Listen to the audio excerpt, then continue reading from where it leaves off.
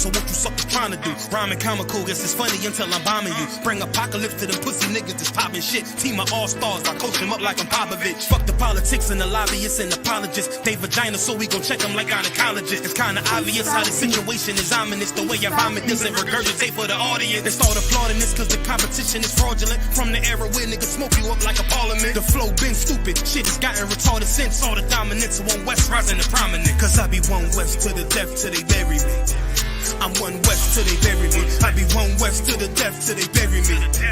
I'm one West till they bury me. I be one West to the death till they bury me. I'm one West till they bury me. I be one West to the death till they bury me.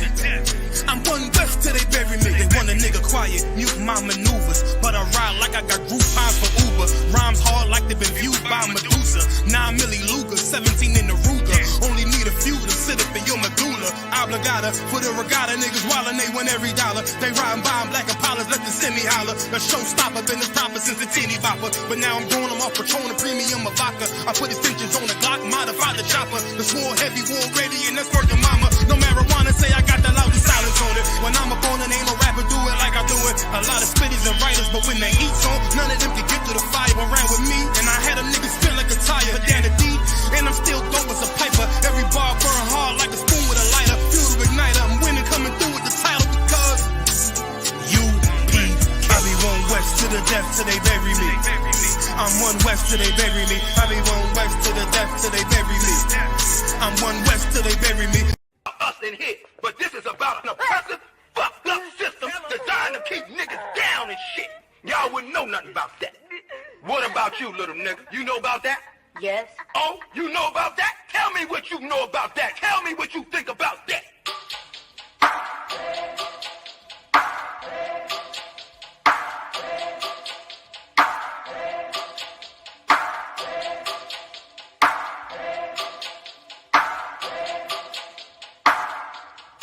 I turn up when it's real in the field. This for my niggas that kneel on the field. Light-skinned nigga, you gon' find me in the field. House niggas looking at a nigga like chill. I go hard when it's real in the field. This for my niggas that kneel on the field. Light-skinned nigga, find me in the field. I don't give a fuck how a house nigga feel. Belly of the beast, we been living in hell. They like, damn Kai, how could you tell? Put us in the project, set us up to fail. Round here, bullets be flying like hell. Too many of my niggas either dead or in jail. Make a nigga work when you locked in a cell. Can't find work when you out on bail, but your homie got the work, so we passed you a scale. Got them birds like the Bible got quail. Niggas selling out cause they mama got bills. Turn into coons like Oprah and Gail. How you sell your soul just to get a little kale? They put you in a dress when you get a record deal. Wanna see a nigga getting high on pills? You can dance on a pole, you can sell that tail, but they never tell a nigga that he can go to Yale. We all created equal, that's white males. All lives matter, not black males. Another mother crying, another coffin got a nail. How many brothers out here got killed? How many of our sisters out here gotta heal? How many more caps gotta get peeled? We beef with each other so quick to pull the steel. George Zimmerman still alive and well.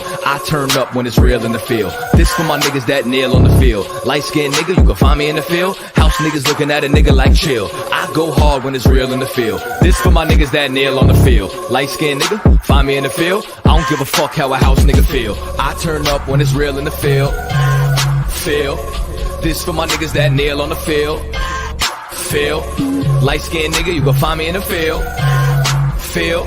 House niggas looking at a nigga like chill. Chill. Yo, chill! The industrial complex is a system situated at the intersection of government and private interests. It uses prisons as a solution to social, political, and economic problems. It includes human rights violations, the death penalty, slave labor, policing, courts, the media, political prisoners, and the elimination of dissent.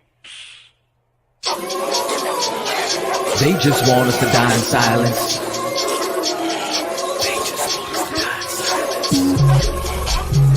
They just want us to die in silence.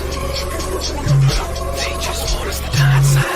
I might start me a fucking riot. Slave rebellion, no compliance. They just want us to die in silence. They murder minds like they got a license. I pray for the coronavirus to kill all of these violent tyrants. They prey on us like they poaching lions. World War III's on the horizon. Black and Hispanics form alliance. From the west coast to the islands, this pressure is making diamonds. They've awakened sleeping giants. I turn up when it's real in the field. This for my niggas that kneel on the field. Light-skinned nigga, you can find me in the field. House niggas looking at a nigga like chill. I go hard when it's real in the field. This for my niggas that kneel on the field. Light-skinned nigga, find me in the field. I don't give a fuck how a house nigga feel. I turn up when it's real in the field. I don't give a fuck how a house nigga feel. Nigga, did you just say what I was trying to say, but smarter? I like this little nigga.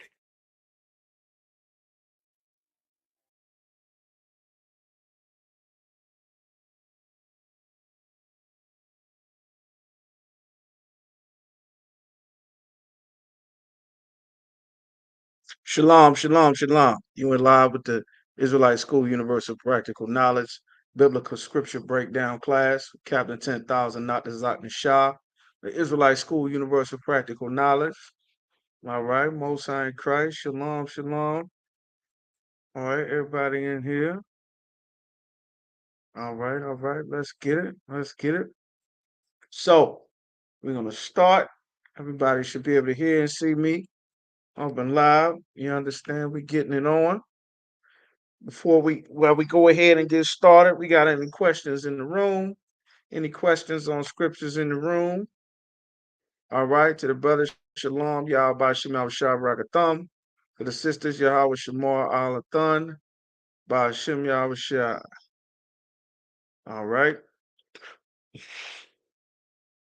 Give everybody a moment to get in here. All right. Questions.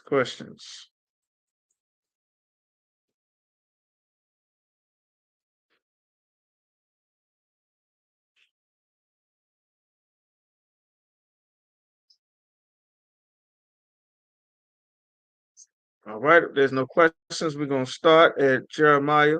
Just let me make sure everybody can hear me. Y'all hear me to wild. Just give me one.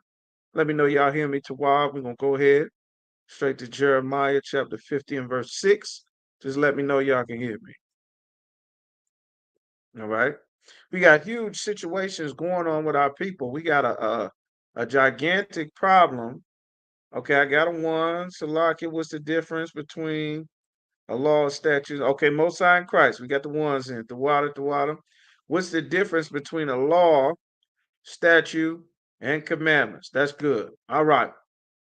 So the difference between the laws, statutes, and commandments, of course, there is a difference. All right. So when you have the law, statutes, and commandments, you got the law, which is going to tell you, you got commandments, you got orders that you're supposed to keep. Like one of the commandments is, thou shalt not murder. You got a law. Law is saying if you murder, there's a penalty for you murdering. All right. When you go to Numbers, as a matter of fact, let's go to Numbers, the 35th chapter. We'll show you the difference. All right. So these are legal terms. Laws, statutes, and commandments, these are legal terms. All right. And these legal terms mean something, and there is a difference. All right. They are related, but there is a difference to them. So you got laws, statutes, 35, Salakia. Numbers, the 35th chapter, it's going to explain. So in the laws, statutes, and commandments, it's going to tell us specific things. All right. So now we have a law. We got a law that says, thou shalt not kill. All right. Now, the thou shalt not kill is talking about something specific. There's a difference between what most of our people equate to thou shalt not kill and thou shalt not murder. Murder and killing are two different things. They're not the same thing according to the Bible. The difference is the law and the statute of what happened. All right. So we're going to get into it. You got the punishment for breaking the law. You got the law, which is the rule itself. And the statutes, you got the different degrees as to what crime was done. All right. Or unaliving someone is a very easy one to point out because there are different circumstances depending on what happens. This is what's going on. All right. So now we're going to go to Numbers chapter 35. and verse verse 10. The Most High is giving instructions to Moses.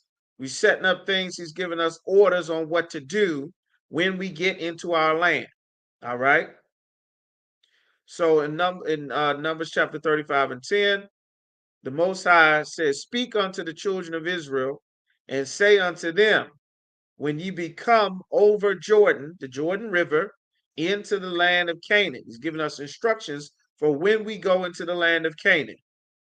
"Then ye shall appoint to you cities to be cities of refuge for you." These are cities of refuge, and he's going to explain why. "That the slayer may flee thither, which killeth any person unawares."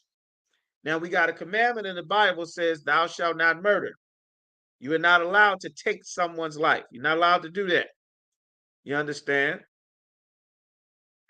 Now, things happen, and they have different degrees as to what took place and what's going to describe what statute, because someone having their life taken, that's an important thing. You cannot and not allow just people to have their lives taken no matter what the circumstance is. So now we're going to get into the different statutes describing under what circumstances someone loses a life and the law that is going to dictate what the punishment is depending on what happened. All right. So now he says, "You shall appoint cities to be refuge for you for any person that slays a man unawares," meaning he wasn't aware, some accident happened. Now we're going to get specific into it. Verse 12. These are the different areas of this law about someone slaying someone. Verse 12. "And they shall be unto you cities of refuge from the avenger." Because when you unalive someone, their cousins, their brothers, their uncles, the males of that family are going to come to see you about your life for why their brother-in-law, their son-in-law, their father, their uncle, who was around you, and because of something that transpired between you and their relative and between you and their loved one, now their loved one's life is gone and you are to blame, or the situation had something to do with you. You understand? That's why there's to be cities that are appointed for men or for someone who unalives someone unawares, meaning he wasn't planning to do this. All right? That the manslayer, the man that slays a man, that's why if you go to court, you have different statutes as to what happened in the situation. Well, you got to aggravate it. So what happened? Somebody tried to rob you, you fought him back, you ended up, you understand, you fought him back, you wrestled for the knife or the gun or the arms, you ended up striking them several times, whatever the case is, they went down, you continued to fire upon him. Now that might not be murder in the first degree. There's a different statute and section of the law that states, well, he was attacked first. So had this person not done this, he would have never been in that position to have to tussle for the gun and end up, you understand, taking this man's life. But we got an aggravated because he was provoked into that situation, but we got a homicide attached onto it after the fact because he didn't need to continue to fire on this man while he was already down and incapacitated. So we got an aggravated unaliving, you got an aggravated murder charge. You might get a manslaughter. You might get manslaughter 1, might get manslaughter 2, but this isn't a straight out first degree murder where you just saw somebody and then you just decided, you know what, I ain't feeling you, whatever the situation is, and then you go and you unalive someone, you just boom, put bullets in them, put a blade in them, whatever the case is, you've taken this man or this woman's life. Now, this was unprovoked. Nothing happened. This wasn't no accident. You did this on purpose. This is a first degree murder. You end up accidentally taking the life of a city or a public official or law enforcement. Now you got a capital murder because these are representatives of the government. be it city, state, or federal, now you got a capital charge. This ain't a regular civilian whose life you took. This is a different statute. Now the person is still unalive. Now you got a different level of penalty to what you have done. Or let's say this was an accident. Now you didn't mean for this to happen. You was out playing, being dumb, or whatever the case is. You driving with your car. You driving too fast. Somebody run out in the road. Boom! You hit them. You smack into them. They tumble. They sprawled out in the street. They done for. Well, you didn't mean to unalive them. This wasn't a robbery. It wasn't aggravated. You understand? But you did hit him with your car. You were going too fast. You didn't see him. You didn't pay attention. Now you got a vehicular manslaughter. The person's life is still gone. You was in your car. When they run out in the street, it's an accident. Now you got different statutes in the law. Well, he was speeding in the school zone. He was going too fast. So this is a vehicular manslaughter. You're going to have to do some time behind this. Or he was under the influence. Now we got a different statute in the law that put an additional bracket on how much time you're going to get for this penalty because, well, he was under the influence and he was speeding. If he'd be doing the right thing, going this 25 in this school zone, he would have never hit this person out in the street like this and took their life. And we did a breathalyzer. He was under the influence. So now you violating multiple statutes of an existing law that says you're not supposed to take nobody's life. This ain't self-defense. You got another existing law that you're not supposed to be under the influence of any substance and operate a motorized vehicle. Now you violating multiple laws, but at different levels of the statute, as opposed to if you just went outright, and just, you just got angry, you just unalived someone. Or let's say somebody attacked you. You get into it, they attack you, and then in the middle of you defending themselves, they just happen to, you understand, fall, bust their head open, whatever the case is. Now you might got a third degree. You might get knocked down to a manslaughter. You understand? If you continue to hit them while they were down and now they die, now you might catch a battery, an aggravated, a couple of other charges. If you go on some papers of parole, you got additional statutes and laws that you violated that incur their own penalties. So this is an example, you understand, of the difference between the law, which is the rule you're not supposed to do, the statutes, which is the different specifications for what you got, the different penalties that's supposed to be done, you understand, and the commandments are orders that you give it. Like, for example, we got a commandment that says, you're not supposed to eat pork. You're not supposed to eat crab, shrimp, and lobster if you're Black, Hispanic, or Native American. Any soul that does that is an abomination unto the Most High. They are to be cut off from amongst their people. You're no longer one of us. You're as good as a heathen.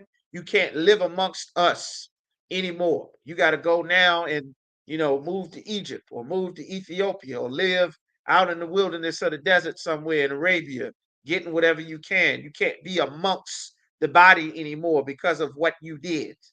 That is against the Most High, and this crime is against all of us as well. You understand? That's a very important thing. We're going to get into some of that tonight as well. So we're going to read a couple of these scriptures just to get some more idea as to what the Lord was talking about when he set this up. All right.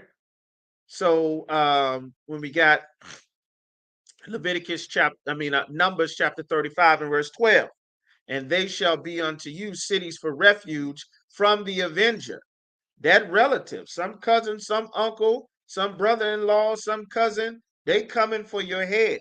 You don't get to go back home and just, oh man, I'm sorry, I didn't mean to do that.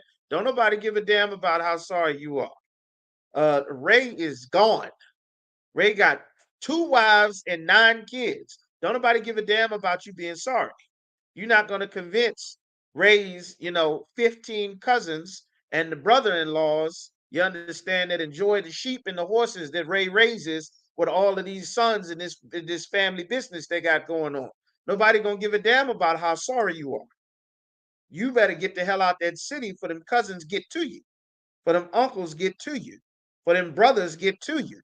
You understand? Because if they make it to you before you make it to the city of refuge, then the Lord was not with you. Your life gone. You understand? And it's an important thing in a righteous society that you are able to get justice for a crime that is done to you and your family. It is such an evil thing in this empire that you are not allowed to get justice for a crime that is done against you, that is done against your people, because this is an evil place. In a righteous society, you are allowed to get justice.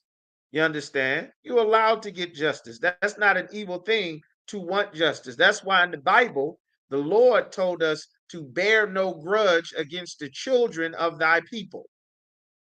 You understand? Like the Lord wanted to teach us to forgive our brothers and sisters, and most importantly, so that we are very considerate about what we do on a regular day-to-day basis and how it is going to affect everyone and not just me. That's why this personal salvation nonsense that the Christian church teaches is such an evil thing. Because if everybody got a personal relationship with God and me and God is tight and God know how I am, then why should I give a damn about what I do to you? Me and God is tight. Whatever you and God got going on, that's y'all business. But we over here, we good. So however you feel about what I do to you, hey, listen, can't nobody judge me but God. Don't nobody know my relationship with God. God deal with me personally. I know God love me. That's a foolish, arrogant, and a proud thing. And Christians spread this pride in the Black, Hispanic, and Native American community. And it is one of the main reasons why nothing can get fixed from our families, our cities, our drug addiction, the child abuse, the murder, all the goddamn robberies and armed carjacking. We back in the damn 80s again.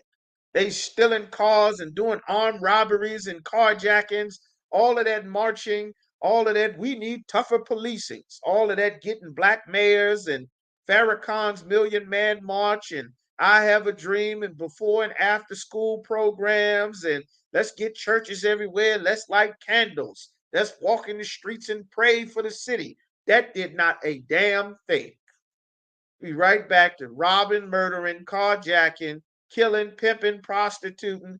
Ain't nothing stopped whatsoever. It was all a damn waste. You understand? Our people should have got in the truth in the 1960s, the way that the Lord commanded, and we'd have our own separate America right now. We'd all be working for each other on our own land, paying rent to our own people, with our own farms and our own school, with our own curriculum, with our own way and ability to protect ourselves, just like every other race of people does in America, every other nation of people. You don't believe me? Go to the courthouse and count all the Chinese incidents and issues that you see the judge hearing in that courthouse. You go to the court, you see black people going to jail, men and women, Latinos going to jail, men and women, and you see the oppressor getting out of jail. You understand? And then they the judges and old Ray and Reggie, you the sheriff with the big gut waddling around, bringing brothers back and forth to see the judge and then taking them back there to hold. That's what's going on. But America is filled with the other nations of people. They're not piling up in no courtroom. You understand? Like the Lord commanded us to be separate, and these laws, statutes, and commandments that the Most High gave to us will automatically make us a separate people. So let's get some more on these laws. All right. So the Lord said, we're going to read Numbers 35 and 12 again. And they shall be unto you, so like cities for refuge from the avenger, that the manslayer, the man that took someone's life, die not. Because if there's no safe place where he can get to, his life is over until he stand before the congregation in judgment, standing before the body of the judges, the men that the Lord set up and appointed to judge the matters between our people, which is another problem that we have. We don't have any judges because the Christian church, we do have judges in the Isupk that the Lord appointed. That's why we are able to have brotherhood and sisterhood and a nation instead of 100 different religions with 9 million leaders. and everybody get robbed and scammed and abused, and we end up all in the damn street, all over Chicago and DC and Houston and Atlanta and everywhere else, and Philly and New York, because everybody got their own beliefs and their own leaders. You understand? Like, that's against the Most High. So it says he has to stand before the priests, the congregation, the judges in judgment, meaning it's men that the Lord gave authority that are going to decide what is the punishment or the judgment by examining the matter to see what happened. But he not going to make it to that point if them cousins catch him before he get out of town. You understand? He can't go back home to his wife and kids now that my brother can't go back home to his wife and kids. You can't go back home to your family now that you took some brother from his family. Oh no, everybody's life gets turned upside down behind this. You understand? And the spirit behind this is to make sure that you are so very overly considerate of your brothers and your sisters that you don't take a brother or sister's life.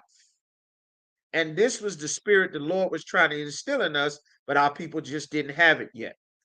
We were being formed into a nation by the words, the instructions that the Most High was given to us. And this is how we rebuild ourselves up as a nation once again, still in captivity, just like we were in Egypt, getting instructions from the Most High all over again. Same way. All right. So we got Numbers chapter 35, verse 13. And these cities, which ye shall give 6 cities, shall have for refuge. Ye shall give 3 cities on this side of the Jordan. 3 cities shall ye give in the land of Canaan, which shall be cities of refuge. These 6 cities shall be refuge both for the children of Israel and for the stranger and for the sojourner among them, the traveler, the one that is not from that land. So if something happens, like right now in America, you got the tribe of, and Shalom, Sister Yao Shamal, you got the tribe of Zebulon and the tribe of Asher right now. They will use an example, they're in New York. Well, in New York, you got a lot of tribes. You got Judah, you got Benjamin, you got Asher, you got Zebulon, Simeon, Ephraim, Levi. You got all tons of tribes up in New York. We'll just use an example, and let's say you got brothers from the tribe of Asher, which are coming down from South America, you understand, from Venezuela, Colombia, Ecuador. They are now in the land of Judah because the land of Asher is having such trouble, such famine, such struggles. They have to leave Asher's land to come to the land of Judah so that they can get food, they can get employment, they can get some wealth, so that they can take back to their land until the situation get fixed. But while they're here working in the land of Judah to earn money for their families, while they're here working and doing whatever, something happened. We working on a construction site, and I'm supposed, and one brother, he working with the axe, and he swing the axe back, and the head of the axe slip off, and let's say land and hit another brother in the back of the head or something. Well, that axe hit the brother in the head, the brother gone. You understand? He ain't coming back until he come back. His life is over. Axe to split his head. Oh, damn.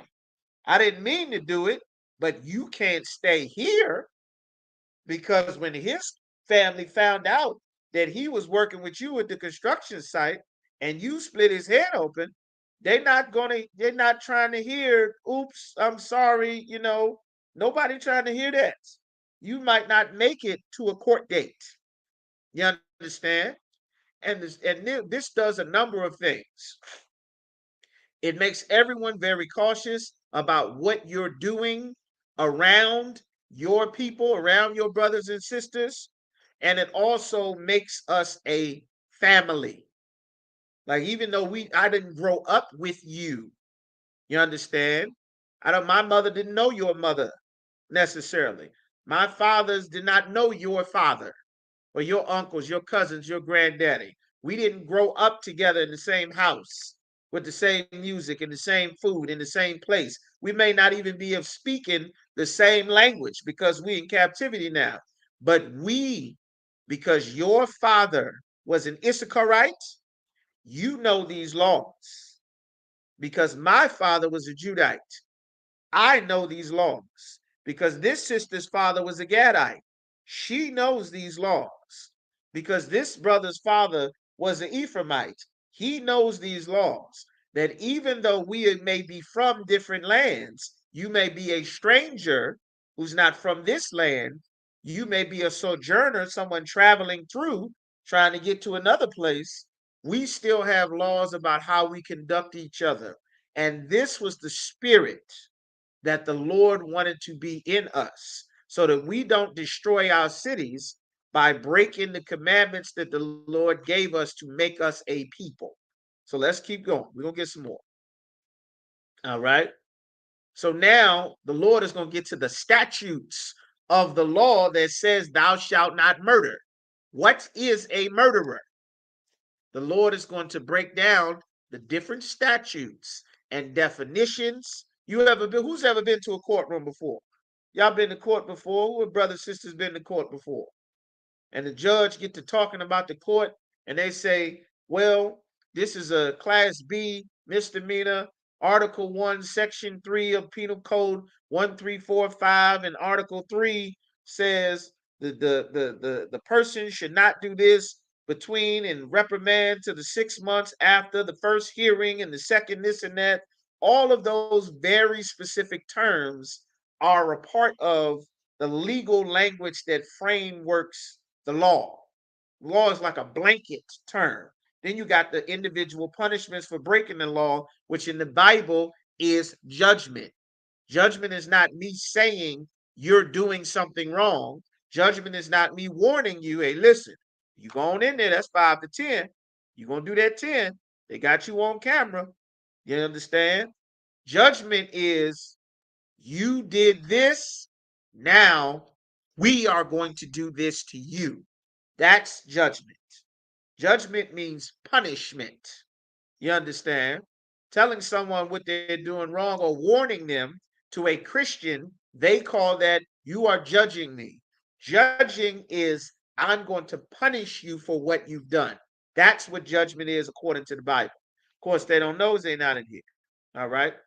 So now the Lord is going to define so that we know in the statutes what the Most High says is a murderer and what is not. So let's get it. All right.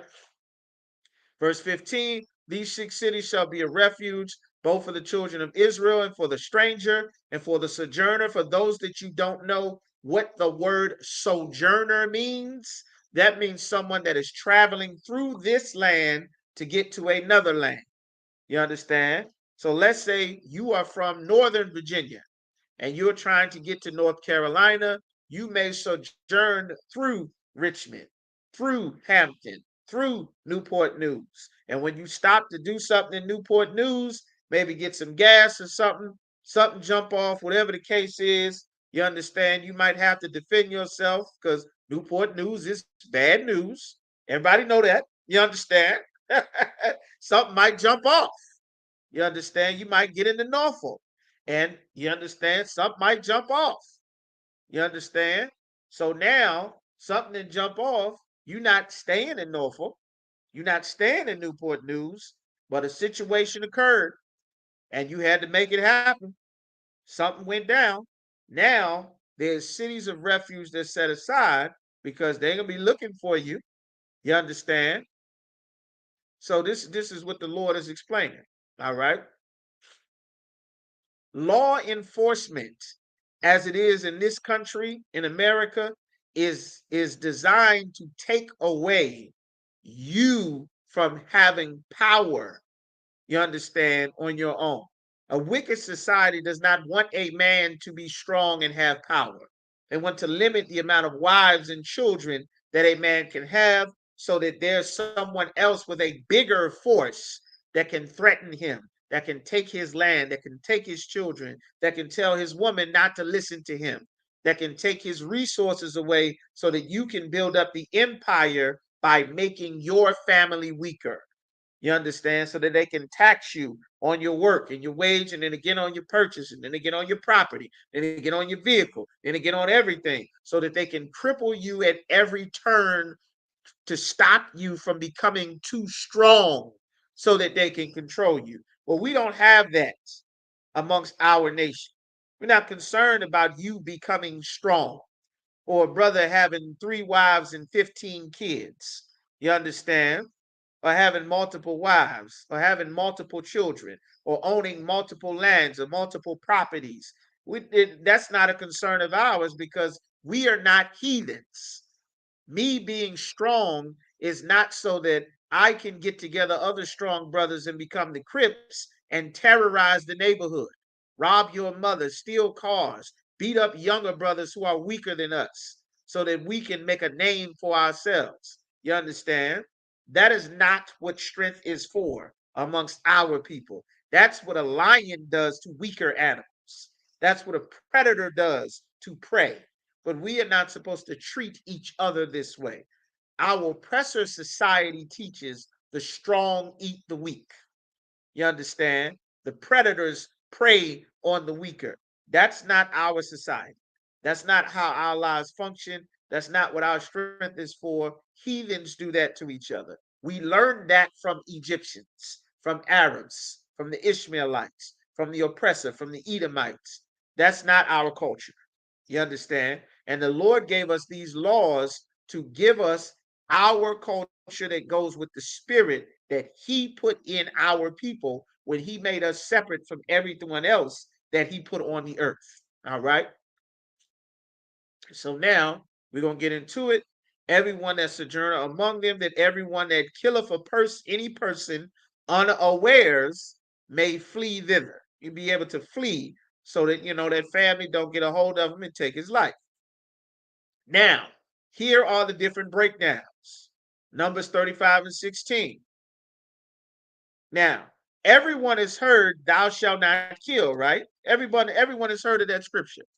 Just give me one if you heard. Let me know. Say, Con, if you heard, thou shalt not kill. All right. Shall not. Just let me know real quick. The Lord say, thou shalt not kill. You understand?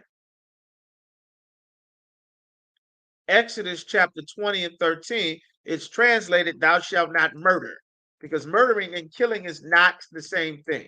All throughout the Bible, the Lord is constantly giving commandments for men who serve Him to unalive other people for the evil that they've done to appease the anger of the Most High. It's all throughout the Bible.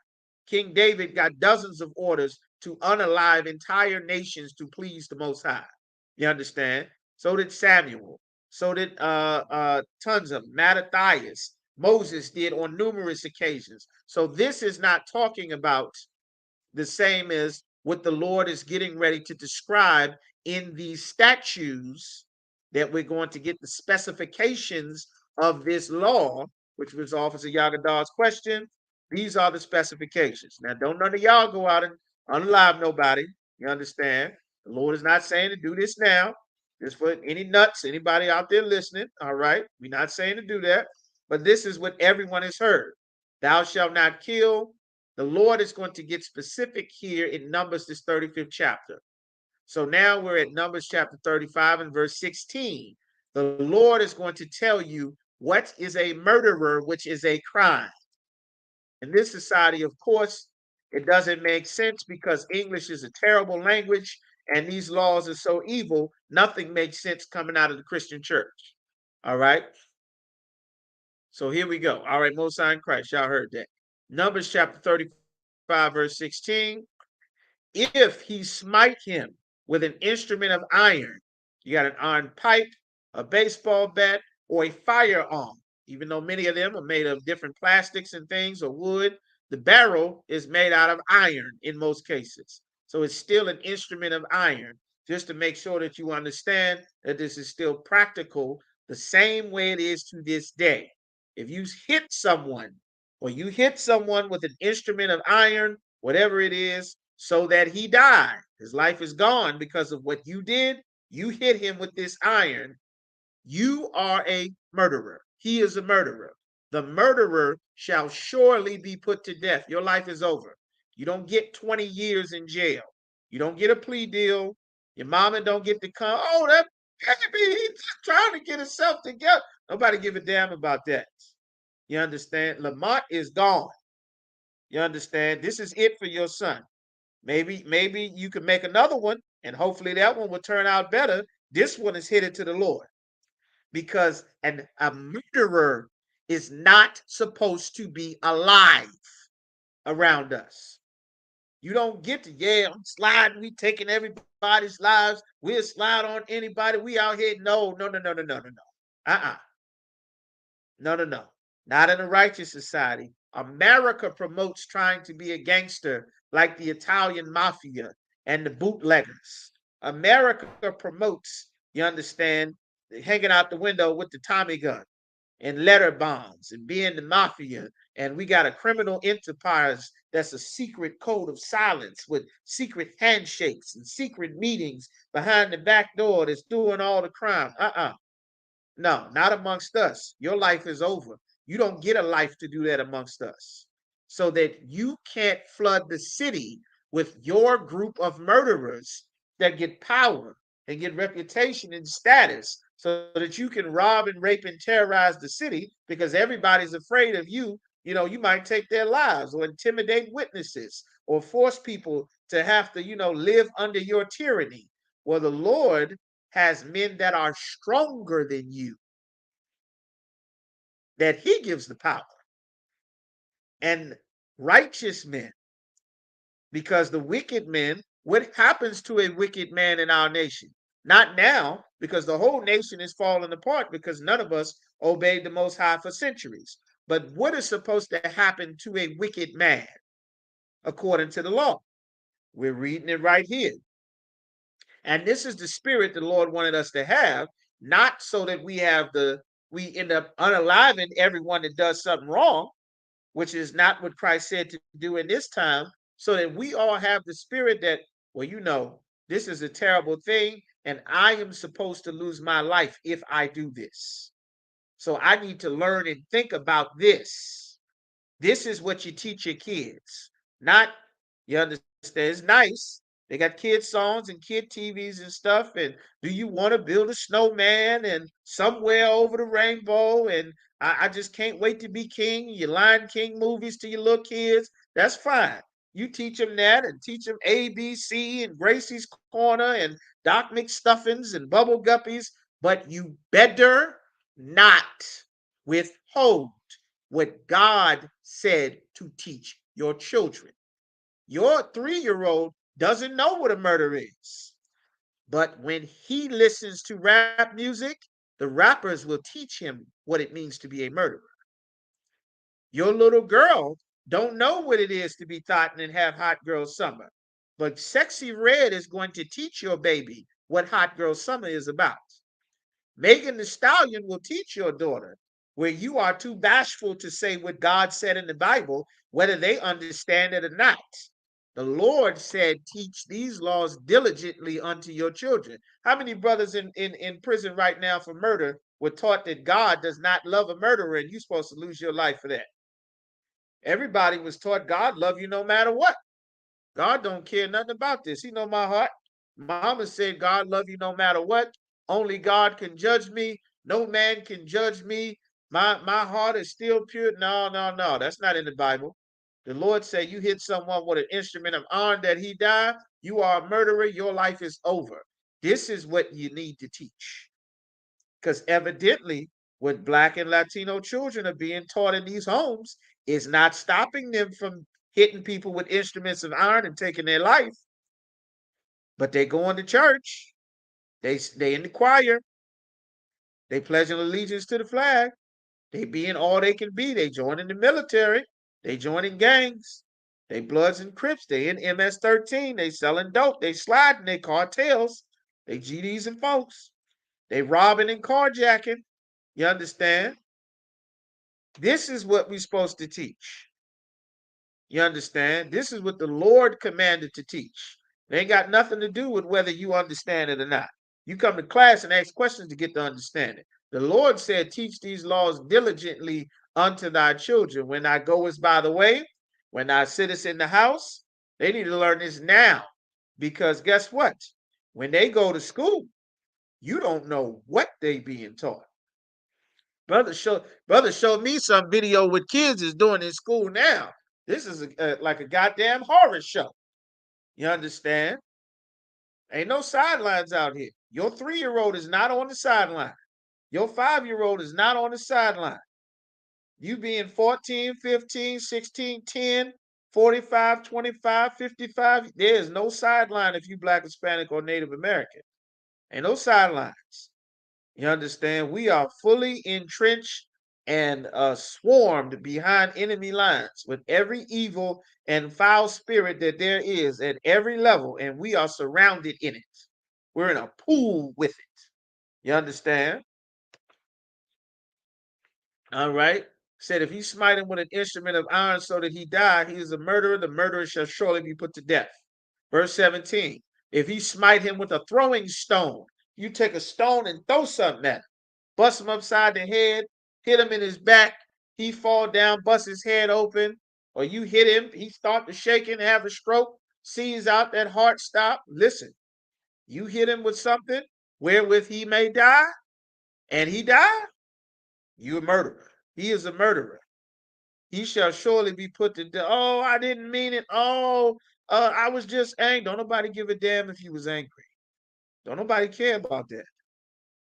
Ricky gone. You gone. This is it for you. You don't get to do this a second time. So that everyone will know. Well, listen, you seen what happened to Javon. You might get mad, but you better not pick up no rock and start throwing people. You better not be throwing rocks at nobody. You better not be hitting people down. What you gonna do to me? I do this and this and this. Okay. You understand? Ain't no plea agreements in the Bible. That's some evil stuff. You don't get 20, 30 years to sit in a cell and do free labor. You understand? That's not the Lord's way. And evil is not supposed to just be free to go around so you can find you another victim, you understand, in years to come. You up out of here. You're going to come back as a baby and get born to try it again the next time. But this is the end of the road for you. Whether you 14, 44, 34, no. This is as much life as you get. You are not allowed to murder someone. You understand? And it's not going to be no 20 years sitting in the jailhouse for 3-4 years awaiting trial. We ain't doing that. Everybody's mama and wife sitting crying. When the trial going? We got to talk to the lawyer and the district attorney, and they said he made bond, but he killed my. No, ain't no made bond. You better make it to the city of refuge for my cousins find you. You better get the hell out of town. They looking for you. They at your mama house. They at your wife's house. They showed up. They looking for you. They at your job. You better get the hell out of town. In a righteous society, you aren't allowed to have a comfortable life taking someone's life as a murderer. You understand? So that everyone feels the weight and the consequence of taking someone's life, so that everyone knows that this is goddamn acceptable, so that your children won't look up to a murderer the way they do now because of rap music and video games and movies. So that him that's known for taking somebody's life, nobody gets to look at him. He'll be, Big Nate, Nate. Nate got like 4 or 5 bodies on him. Nate killed one man. And they drug Nate out of town. They found out that Nate did it. They got witnesses that saw Nate do it. And they hung Nate from the light post. And that was it. And then everybody else knew not to murder. And look at that. We don't have a city full of murders anymore. That's the Lord's solution. That's how you fix it.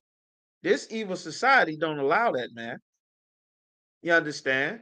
Like, that's justice according to the Bible.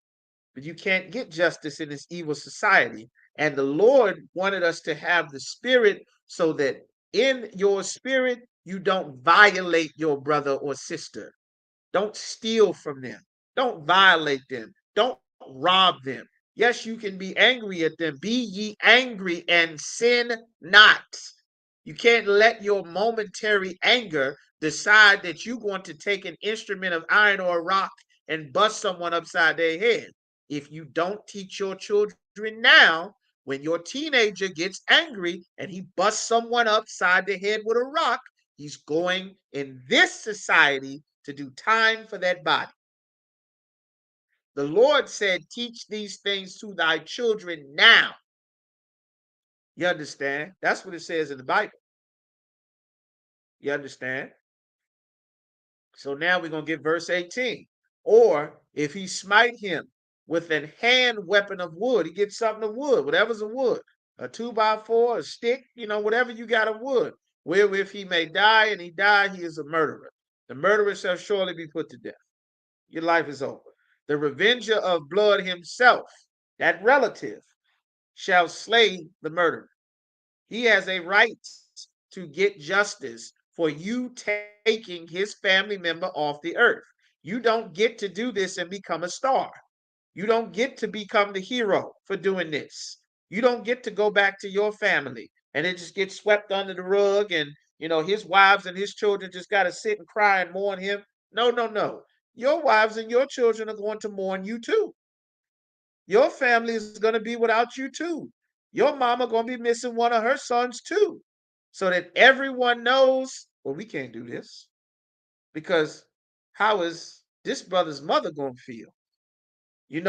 My mother will know how it feels because they're going to take my life too if I do this. So then everybody will think, what about his mother?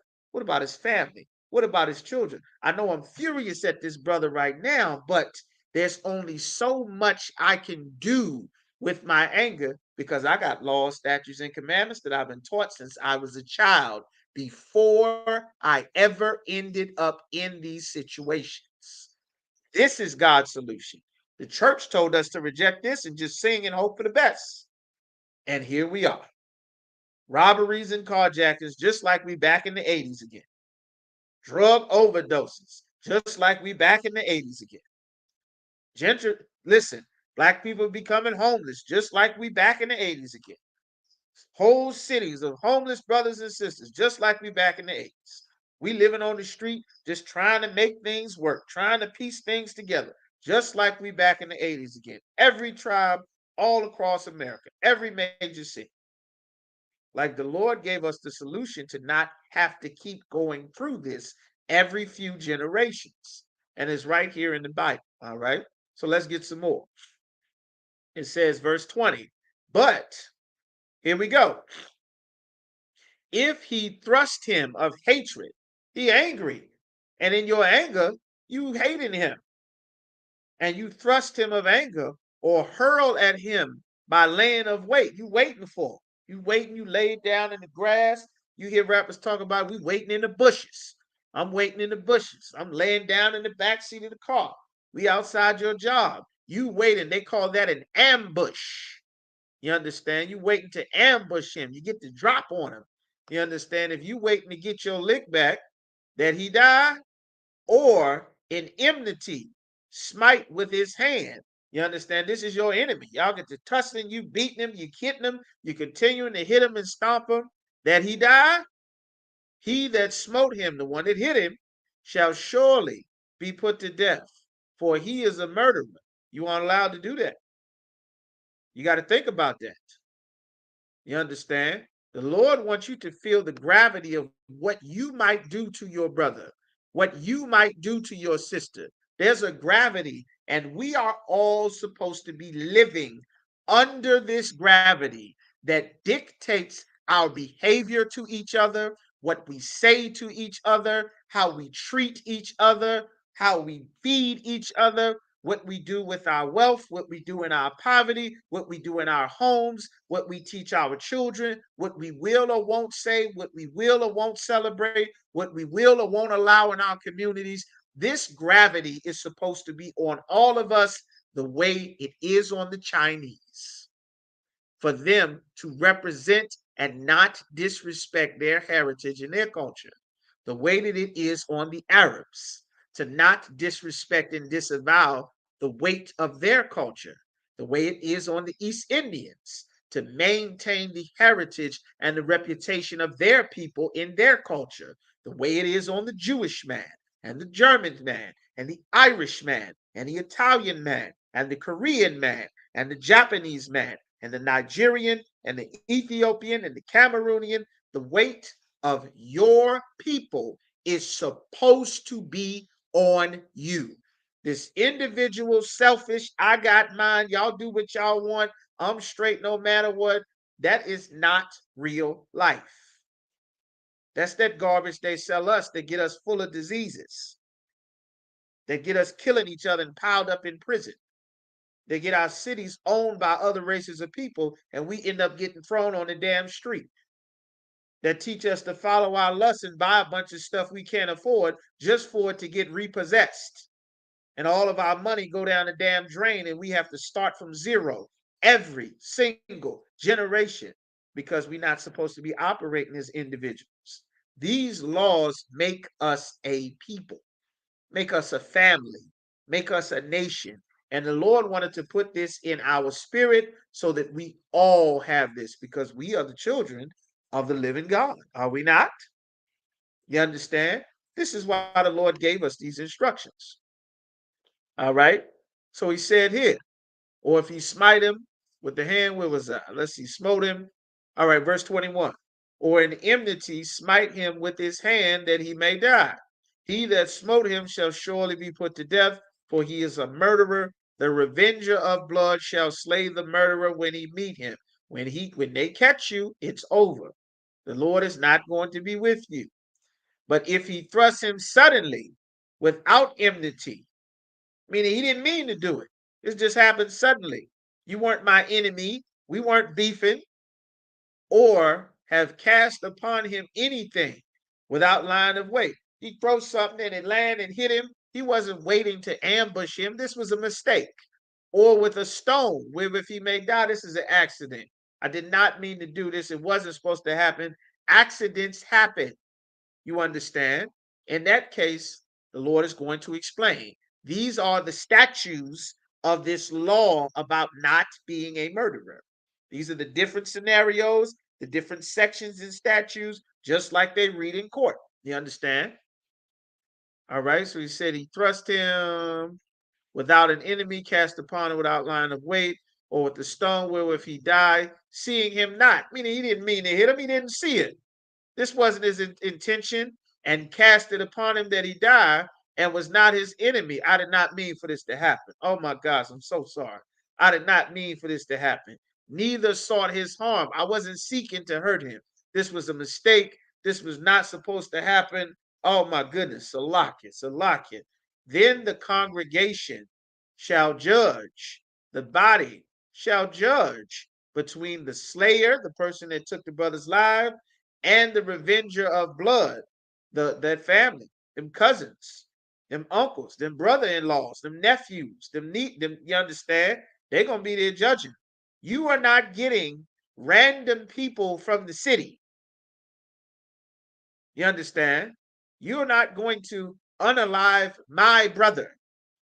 And then we have a criminal case in a courtroom, and 10 random people from God knows where are deciding the matter about what you did to my family. No, my family is going to sit there and you are going to face us. We're going to decide, not a juror of your peers. No, the family of the people whose nephew you unalived.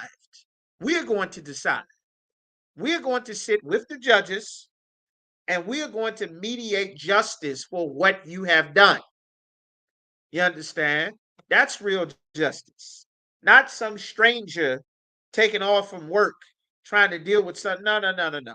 That's not right. That's not righteous. In this society, that's the law. In a righteous kingdom, that's not how it's done. You're gonna look at those cousins. You're gonna look at those uncles. You're not gonna have your back sitting, they sitting over there. No, no, no. You're gonna look. Everybody gonna look at each other. This ain't no secret. We ain't hiding this. We're not sweeping no bodies under the rug. We're not going to have no city filled with hundreds of murders and robberies and sexual assaults and all kind of crime and backdoor behind underneath of the table and wait after midnight. And we're not having a whole bunch of shady nonsense that is so prevalent and readily acceptable as black culture. That's not what the Lord intended for us. Us disobeying the Lord made us have to live a wait for me around black type of lifestyle. We obeyed the Lord. The Lord said he would put us above all people. We decided to join the other nations. We trying to get in where we fit in. We said, oh, they got one more? Okay, let's sneak in the back. Damn, you know what? Not right now. You got to meet me here after midnight. We can't do this while the sun is up.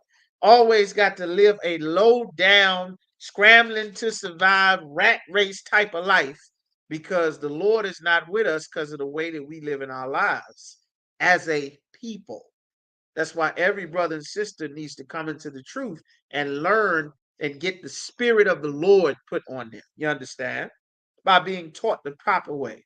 And forsake whatever nonsense you learned growing up, man. Get rid of that. You understand? So now we got what we got. Okay, we at verse 24. So Leviticus chapter 9, chapter 35, Salakia. Numbers chapter 35 and verse 24. Then the congregation shall judge between the slayer and the revenger of blood according to the judgments.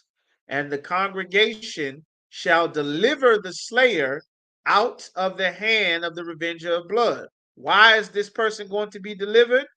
The congregation, meaning the body of brothers that's there. You understand? We have those congregations. That's in the Isupk. That's these captains and officers that the Lord is raising up in generals in the Israelite School of Universal Practical Knowledge.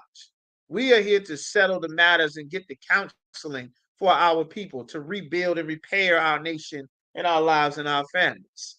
Or you can go to Esau's court where he's lock up and fine everybody and nobody get justice. You understand? Kids go in the system. Mama gets time, daddy gets time. You both pay fines. You both pay a lawyer. The whole community suffers. Nothing gets fixed. Next. That's what happens in this evil society to our people if the Lord is not with you. You understand? So now he says here the congregation shall deliver the slayer, the person that accidentally took someone's life.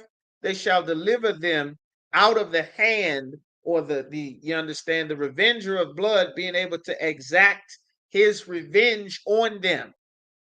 They're going to be delivered from that punishment, from the judgment, because according to the law, he did do this, but it was an accident. I know it's terrible. This was an accident. He did not mean to do it. He's not going to lose his life for this thing. And the congregation shall restore him to the city of his refuge, whither he was fled. You understand? You going back to the city of refuge, though, because guess what? All the cousins ain't trying to hear that. I'm sorry. Many brothers were like, you know what? I heard the matter. We real hurt. It's a tremendous loss and blow to our family. You understand? But this is the judgment. This is our code. This is our honor. This is how we do things. So this is the judgment. This is the Lord's judgment. We might not like it. It might be a hard pill to swallow. It might be painful. But remember, when our forefathers decided to become a nation, we didn't do it for feeling good. And that's what Christianity steals from us. We're not here for fun and good times only. We made a covenant that Passover night that we would be alike partakers of the same, both good, all the good and wonderful things that happen to us all, and evil, all the horrible and bad things that happen to us all. You understand? It's not about fair weather. You understand? And the sooner our people get back to being a people again that is not just here for the fun and the happy times, you understand? The sooner we can actually have something as a nation. You understand? I never forget a story where the general was explaining that these things happen. You know, a brother had one of his wives had miscarried. The sister was carrying the baby. Everybody's so excited, you understand, and everything. And the sister ended up miscarrying towards the end of the pregnancy. You understand? And it was around the time of around the time we had a big high holy day coming up. I believe it was the time for the Passover one year. You understand? And it is a very common thing for black, you understand, black women, Hispanic, Native American sisters to miscarry and lose babies. It happens all the time. And it is terrible. It is horrible. It is painful. It is traumatic. It is a very saddening and depressing time. You understand? And General Hyman said something here. I want to make sure y'all hear this. Let me know y'all paying attention to this very closely because this is spiritual. All right. He said, well, I understand, brother, and this is a tough time. You understand? And he was like, you know what? I don't know, General, this feels terrible. You understand? My rib and my ribs, they sat everybody down and he said, and you know what he said? He said something very powerful and very spiritual. And if you can take this and put this inside of your spirit, this will be a jewel from the Most High that would be locked away as a treasure in your soul for hard times so that you can maintain yourself and progress in this truth. You understand? He told that brother, he said, well, listen, you could very much do that. You could do that, brother. I understand. Your rib is there and she's hurting and she's sad and the family is sad and everything. And this is not a joyous occasion. This is not something where we all glad and happy and cheerful to be around. But understand this, brother. If you are there and you are there in your own hurt and your sorrow just by yourself, then how will we be able to be alike partakers with you of the same good and evil? If the only time that we can have brotherhood and sisterhood is when it's time to be happy and have fun and party and be filled with cheerfulness and gladness, then how are we supposed to be alike partakers of the good and the evil? You understand? If you go somewhere and curl up and suffer in your own pain, brother, it's understandable and it's terrible. But you could be here with us and we could all hurt together. We can all cry together. We can all be heartbroken together. You could just be with your family, which is understandable. But it would be better, if at all possible, that you be here with us so that we can hurt with you. Don't steal the ability for us to still be your brothers and sisters when you are hurt. And that's a very foreign concept because of religion and Christianity. You understand? Everyone is expected to have everything nice and wonderful and songs and clapping and dancing and tambourines and fun times and gayness and all of this wonderful, beautiful, sweet things.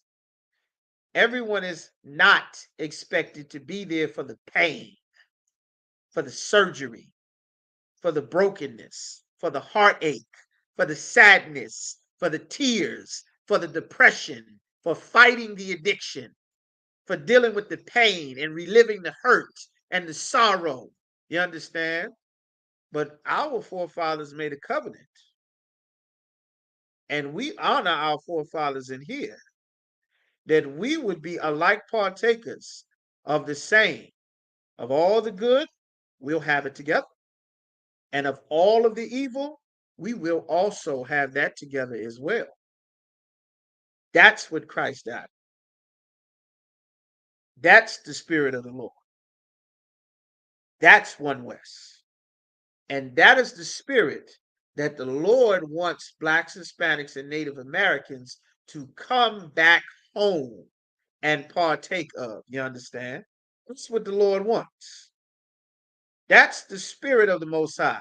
And he said, you understand, and that brother, he showed up to the Passover. He came to the Passover and he said, listen, man, you understand? And you understand, brother. Hey, listen, brother. May your father rise again. Your father, your mother died. Listen, but I remember my mother died. Hey, listen, brother. Y'all by Shimi Brakatah, brother. Hey, listen. May your mother rise again, brother. May your father rise again. Your rib miscarried. Hey, Salakia, brother. Listen. Hey, may your son rise again. May your daughter rise again. You understand? You are not going to go somewhere and just hurt with yourself there. You are still supposed to be here with us so that we can all hurt together. That's what's supposed to happen. That's what's in the Bible. Christ was going to be crucified, and Christ's last thing he's explaining to the Most High, make sure these 12 are together like you and I are together. I've been here protecting them while I was here, but I'm getting ready to leave. They getting ready to give me the most horrible, you understand, way to go out, known to man. They're gonna beat me, whip me, strip me, put a crown of thorns on my head, feed me vinegar, nail me to a cross, drag me through the damn streets. You understand? Shoot dice for my coat and everything. And these brothers who mean the absolute world to me, they will live without me once I'm gone. And I'm concerned about them. I know I'm getting ready to go to be unalive, but I'm concerned about these brothers. Please take care of these brothers. Please watch over these brothers. Please make these brothers be one like you and I are one, because I won't be here in a little while. And I'm concerned about them. Lord, be with them, make them one. That's what he was concerned about. The Romans came to get him. Peter drew that sword and got to work. He told Peter, listen, this is why I'm here. This is the mission. You understand? He put the soldier's ear back on and let them take him to be crucified and submit himself as the most glorious man in all of human existence ever on the planet Earth. You understand? Barakatah Yahweh Yahweh Shai, our King, seated at the right hand of the Most High. You understand? Hamash Yahweh Shai Mashiach. The world ignorantly calls Jesus Christ, man. He had the spirit of the Lord. And that's the true spirit of the Lord. So that our chief concern is, what is this going to do to the rest of my people? I could take this money to do this, but if I get on this TV as a sister and be all, if a sister get on the TV as a sister and be all half naked and dressed and promote, what are the other younger sisters gonna think? What are they going to see? How will they be influenced? What about my father? What about my uncles? What about your husband? What about your community? What type of influence is this going to have on the rest of your people? If you got personal salvation, you don't give a damn what happens to the rest of your people. You don't care nothing about the babies that you abusing, how they going to struggle for the rest of their life. All the people they're going to hurt and victimize because you was a goddamn monster that had personal salvation like Eddie Long. You understand? But if you didn't have personal salvation and you loved your neighbor as yourself, then you would love the children of your people. And we'd have a nation. And we will have a nation. You understand? And this is how it is done. So now we're going to keep going back to Numbers chapter 35 and verse, we're going to do 25. All right. To the brothers just joined the class, Shalom, y'all by Shemi Shabrak Thumb. Sisters, y'all with Shemal Thumb by Shemi Shah. I see a couple of y'all new just came into the room, Most High in Christ. All right. On a couple of these platforms, got a lot of platforms going. All right. All right. So 25, it says Numbers 35 and 25. And the congregation shall deliver the slayer out of the hand of the revenger of blood. And the congregation shall restore him to the city of his refuge, whether he was fled. Even though this was an accident, you don't get to go back home, though. You going back to the city of refuge. You're not going back to your hometown and your mom and your wives and your kids and your horses and donkeys and your big leather couch and your sofa. You're going to live in that city of refuge. You can't go back home. You understand? Because everybody is not going to be so forgiven. The Bible is not magic. You understand? You can't be in that city. He shall abide in it, that city of refuge, unto the death of the high priest, which was anointed with holy oil. So when that high priest, when he give up the ghost, that's when you get to come back home. Now, if this happened and that high priest is 45, 60, you understand, 50 years old, and he lived to be 81, listen, you're going to stay in that city of refuge until you're 81.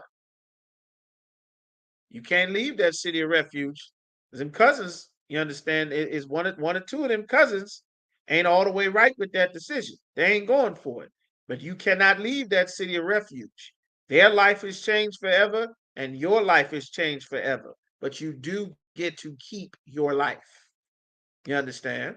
Because this was an accident. But accidents still have consequence. You understand? So now it says in verse 26, but if the slayer, if that brother, even by the accident, shall at any time come without the border of the city of refuge, whether he was fled, if he leave that city of refuge, if he do something and it's found out by accident, whatever he got into, he accidentally caused the brother to lose his life in Newport News, and he's supposed to stay in Richmond. If he stepped foot outside of Richmond city limits at any time, verse 27, and the revenger of blood find him without the borders of the city of his refuge, and they catch you outside of Richmond, and the revenger of blood kill the slayer, and them boys catch you, he shall not be guilty of blood. If they catch you, you did still take their uncle's life. You did still kill it. You took his father's life. It might have been an accident, but you took his father's life. He was 7, 8, 9 years old. He been without that daddy since he was a little boy. You was never supposed to leave Richmond. You step foot outside of Richmond, and that young boy catch you. He ain't wrong.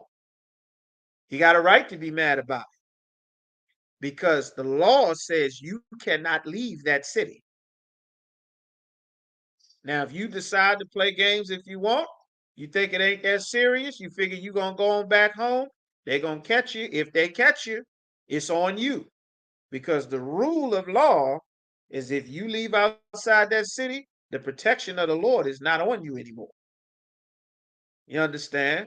And all of this is rules. Remember, we've been in captivity for hundreds of years underneath the rule of another nation of people. Not only was this designed to give us a standard about how to deal with each other, but to make us very careful with each other's lives, which we are not anymore, to make us very cognizant of what we are doing around each other, how we behave towards each other, what we do when we get angry with each other. You understand? All of these things are put in place for a good reason, and it's important to teach these laws even to this day, even though we are not in our land with cities of refuge and things set up. It's important so that our sons, and daughters get the spirit of the Lord, and you as well that's in here that are not children, you understand, that are adults, that all of our people get the spirit of the Lord so that we be extra cautious about how we deal with one another.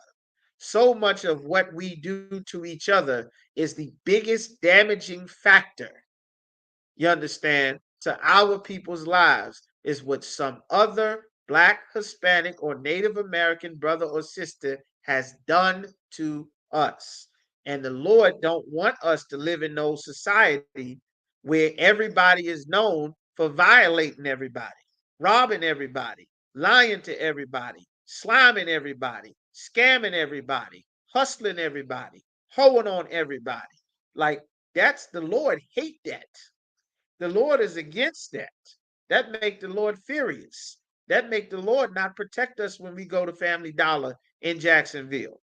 That make the Lord not protect us when we go to the grocery store in Buffalo, New York. That make the Lord not protect our babies in the school with a damn what was that place where the Texas police just stood outside while the government just executed all the kindergartners that he could. That make God not protect us at traffic stops when Terrence Crutcher's trucks break down and Betty Shelby responds to the call.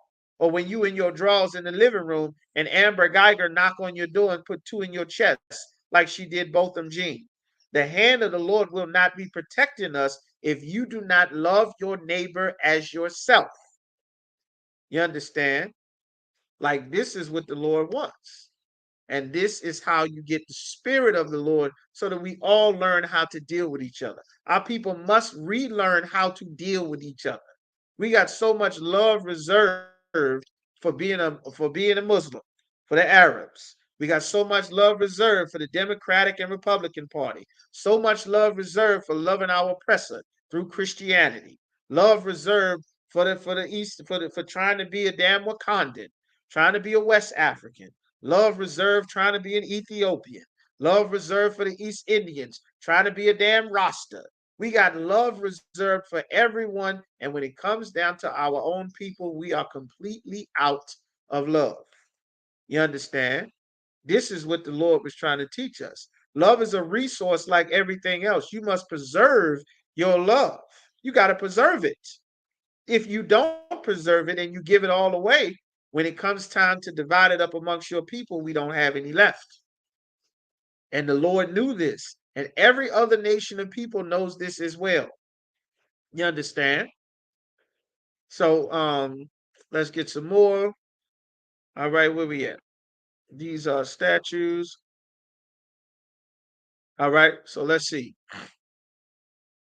It says he shall remain in the city of refuge with a high priest. Okay, let's read 28.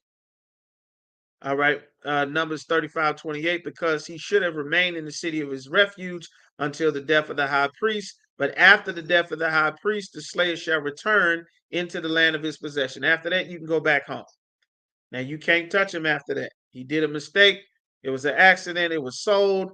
It was years or decades ago or something. Now, you will be a murderer if you touch him, if you harm him. So these shall be a statue. Remember, this was Officer Yagadar's question. These things shall be a statue. So all of those things we just read, the differences between is he a murderer? Was it wood? Was it armed? Was it an accident? Were they fighting? All of these are the statues of the judgments, the different levels of the punishments for what you did, for the law that you broke. Thou shalt not kill or murder unto you throughout your generations. That means grand, grand, grand, grand, granddad, grand, grand, grand, grand, grand, grandson, great, great, great, great granddaughter, great, great, great, great grand mother. Every generation. These are our rules forever in all your dwellings, everywhere we live. Whosoever killeth any person, the murderer shall be put to death by the mouth of witnesses. But one witness, one person said they seen it, shall not testify against any person to cause him to die. One witness ain't gonna cut it. Moreover, ye shall take no satisfaction for the life of a murder. What does it mean to take no satisfaction? What does that mean? Let's get the definition. Let's get the Merriam-Webster's definition for satisfaction. Let's see what that is.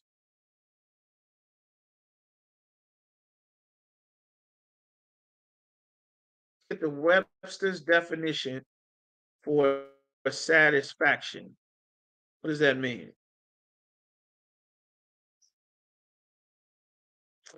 What is the Lord talking about? Satisfaction. What does that mean?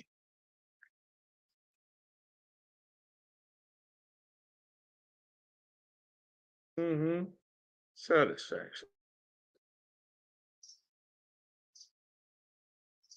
There are many words that we hear all the time as a definition of the word is. We're just accustomed to hearing the word be said over and over again throughout our lives. So let's get the definition. This is the definition of satisfaction. Merriam-Webster's dictionary, which is one of the ISUPK textbooks. If you get a book collection, you might want to start collecting them because pretty soon a lot of this internet and online and app stores and all of this stuff might go away tomorrow. You understand? Got tons of cyber attacks and hacks, and America's getting ready to go to war with China. And every time Biden meets with Russia,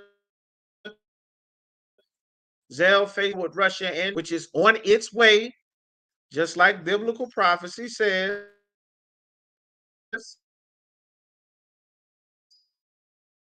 Who knows? You understand what's going to happen to all this digital stuff? For sure, get some books and keep good notes. Satisfaction, the payment through penance of the temporal punishment incurred by a sin. Satisfaction. All right. So now the payment through penance. This is what the Lord is saying. So when we go back, now that we know the definition of satisfaction, according to what the definition in a dictionary, we're going to get the definition. And ye shall take no satisfaction for him that is fled to the city of his refuge, that he should come again to dwell in the land. You are to take no payment. You understand? No payment through penance of the temporal punishment incurred by a sin. He don't get to pay his way back into the city. He don't get to bribe nobody. He don't get to say, I'm sorry. He don't get to do 10 Hail Marys. Nothing is going to change that. Nothing will satisfy this debt for what you have done. You better stay here, that he should come again to dwell in the land until the death of the high priest. There's no donation, no apology, no writ of mandamus, none of that. So ye shall not pollute the land wherein ye are. And our cities have been polluted by this. For by blood, for by murder, by unaliving, it defileth the land. And the land cannot be cleansed of the blood that is shed therein, but by the blood of him that shed it. You understand? Defile not the land which ye shall inhabit, wherein I dwell. For I, the Most High, am among the children of Israel. You're not supposed to have cities filled with crime. That's right. There you go, sister. Okay, you said I'm glitching on YouTube. Am I clear now? What about now? Everybody give me a one. Let me know I'm clear. All right? Just give me some ones. No restitution, no fines. You stay there. If you leave before the high priest takes his last breath, listen, they're going to get you. If they catch you, it's on you. Okay? All right, I'm clear now. I'm still glitching. Okay, well, okay, Most High in Christ. All right. So that's the laws, that's the statutes there. Those are the definitions. Officer Yagadar's question. The land will be polluted for blood. You aren't allowed to do this. You also aren't allowed to get an abortion. You aren't allowed to abort your babies. You cannot go and take your baby's life because you decide you don't want to be a mother. You're not ready to have a baby. The time to decide if you were going to have a baby or not was before you had the sex. You had the sex, that means you placed the order for a baby. That's how you get them. It'd be the shock of our people's lives getting pregnant because nobody teaches, according to God, sex is marriage and sex make babies. They don't teach that in church. You understand? That's how teenagers find out. You understand? 14, 15, 16 years of learning Santa Claus and Jesus can work it out and God loves me no matter what. And we've learned not one rule about anything that is so life and death important that nobody has taught us about. We leave it up to absolute strangers on the internet or you goddamn celebrities to teach you. God got laws in the Bible. We better start saying what God said to say. You understand? So now this is a law right here. All right. So we got wisdom of Solomon, things that should not be done. Wisdom of Solomon, chapter 12 and verse 3. For it was thy will to destroy by the hands of our fathers both those old inhabitants of thy holy land. The Lord destroyed our people like we are destroyed now that lived in the Holy Land. That's why the Palestinians and the Israeli man and the Jordanians and the Yemenis and the Saudis and all of them live in our land now. We never even got all of our land. You understand? Because we did this horrible thing then in our land that is so prevalent amongst our communities now. Whom thou hatest. The Lord was absolutely furious at our forefathers for doing the most odious works of witchcraft and wicked sacrifices. What is witchcraft and wicked sacrifices? The Lord is going to explain. And those merciless murderers of children, you understand? Someone is so merciless that they take a child's life. Now, we just read in the Bible, what is the definition of a murderer? Someone smiting that child with an instrument of iron that he died. While she's inside of her mother's womb, they're gonna take the forceps and the knife and whatever and get up in there and smite that baby, that embryo, that fetus, that if you don't unalive it, it becomes every one of the people you see walking around. That's what you're taking the life of. And the Lord called that a merciless murderer of children and a devourer of man's flesh and the feast of blood. You understand? With their priests, meaning the ones that encourage them to do this evil thing, that push this abortion, that push this right to choose and all of this nonsense out of the midst of their idolatrous crew. They're worshiping this. They're sacrificing their life to this ideal. That the parents that killed with their own hands souls destitute of help. You understand? This baby has no help. There's no one to defend that baby. It's just the mother and the father. There's no one to defend that poor baby that is supposed to be safe and get a shot at life and an opportunity to live in the world that the Lord assigned a soul to be put in this life that he is fashioning inside of in its mother for 9 months. But nobody protected that baby. Nobody fought for that baby. That baby had no one to get help, no one to defend that baby, no one to fight and yell and go to war for that baby. Well, the Israelite School of Universal Practical Knowledge has been on the front lines battling abortion in the streets, you understand, since forever, because those poor souls are destitute of help. They don't have anyone to fight for them.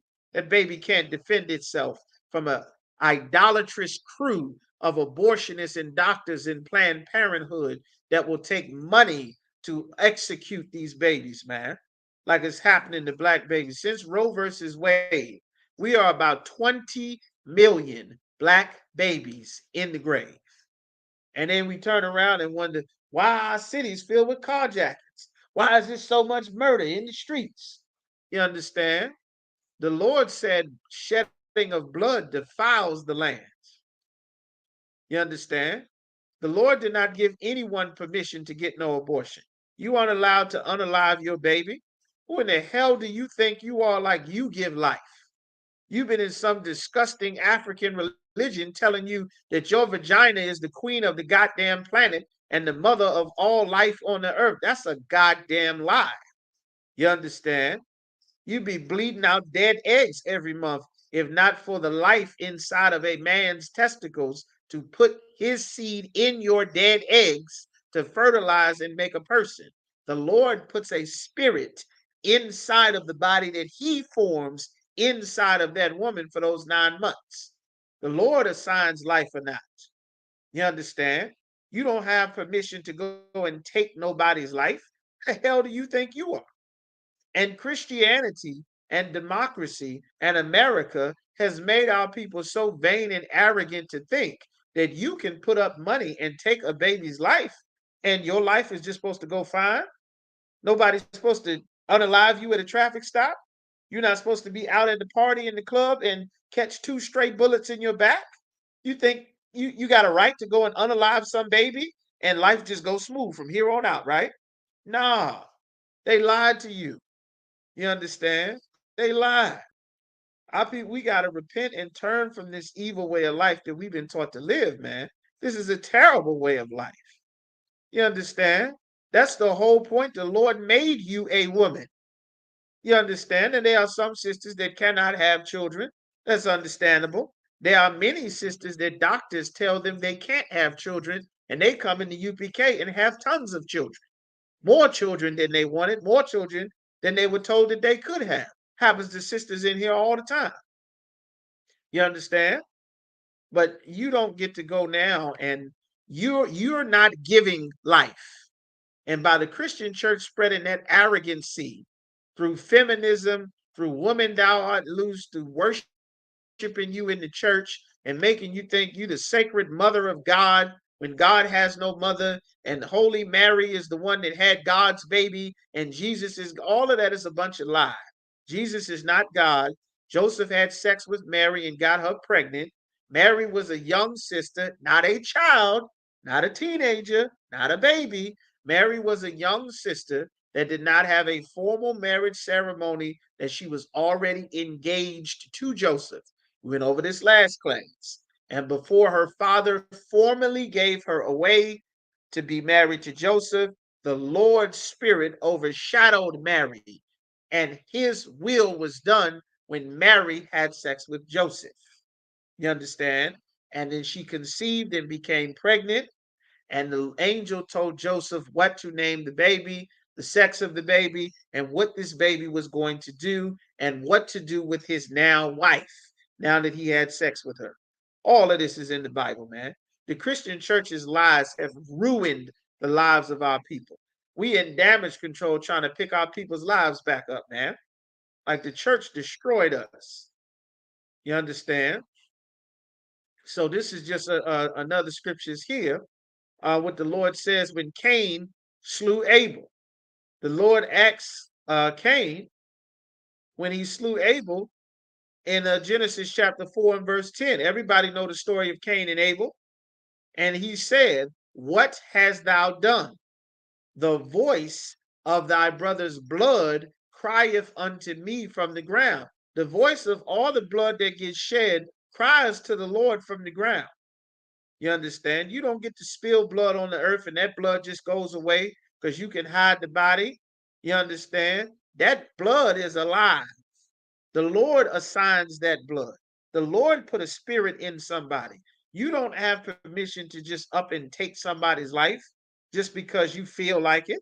Who the hell do you think you are? You understand? Our oppressors taught us that it's acceptable for you to decide to take somebody's life because you a big man, because you a big woman, because you got the money. You can't be bothered. You want a career. You want to go to school. You ain't ready. You don't think you got the no. You're not allowed to do that.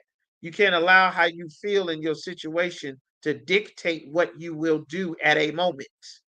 That's why it's important to be taught these laws from the time you are a baby before you end up in a situation where you have not been trained on what to do. That's why the Isupk is here. You understand? Verse 11, it says, "And now thou art cursed from the earth, which hath opened her mouth to receive thy brother's blood from thy hand." You understand? The earth reports to the Most High.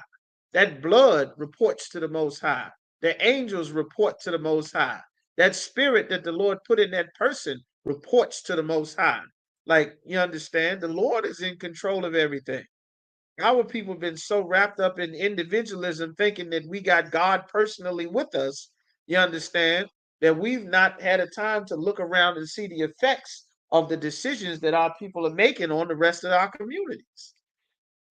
You understand? And this is exactly what the Lord is requiring. All right, so let's get some more in there. All right. Let's see, overpass the deeds of the wicked. Let's go back to that Jeremiah chapter 50 and verse 6. You understand? The Lord said, "Don't envy a wicked man." Our oppressors are wicked men. That's who runs this society. Capitalism is a wicked thing. You understand? Democracy is an evil thing. Christianity is an evil thing. Like the Lord said in Jeremiah chapter 50 and verse 6, he said, "My people have been lost sheep. Their shepherds, meaning their leaders, have caused them to go astray." Our leaders caused us to go astray. You understand? All of these years, our people have been listening to Christian preachers, and it come out that one of the biggest and most known Christian preacher that gives his inspiration to all the preachers across, that's aspiring to be good, strong, super preachers like him, Bishop T.D. Jakes. He get in, the pulpit talking about he want to get swallowed up. You ever been swallowed up by God? You understand? He stick a whole damn microphone down his throat. What in the hell is going on with that? You understand? Like the Lord is exposing the spirit on them, and the spirit on that Christian church is of vile and abuse. It's of robbery and lying and scamming and all kind of hustles and schemes. And it is the reason why our communities, as so-called blacks and Latinos, are filled with people trying to hustle and scheme. You understand? People trying to scheme and trying to hustle, just trying to get a crumb anywhere we can, because the rules that the Lord set in place to make sure that our nation has the resources based on the way that we live our lives, those things cause us to fall apart. Our leaders did this. Our leaders caused us to go astray. They have turned them away on the mountains. You understand? You know what a mountain is in the Bible? When the Bible says we've been turned away on the mountains, you understand? Who knows what a mountain is in the Bible?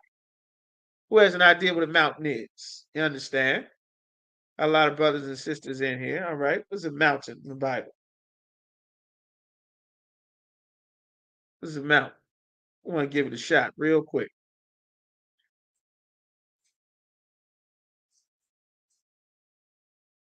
All right. I'm going to give it a mountain. All right. Where's a mountain? All right. A lash. No. Oh, sir. Okay. That's what you mean. Okay. A government. Okay. All right. Right. A structure of power, of a foundation, like a government. You understand? And our people have been driven.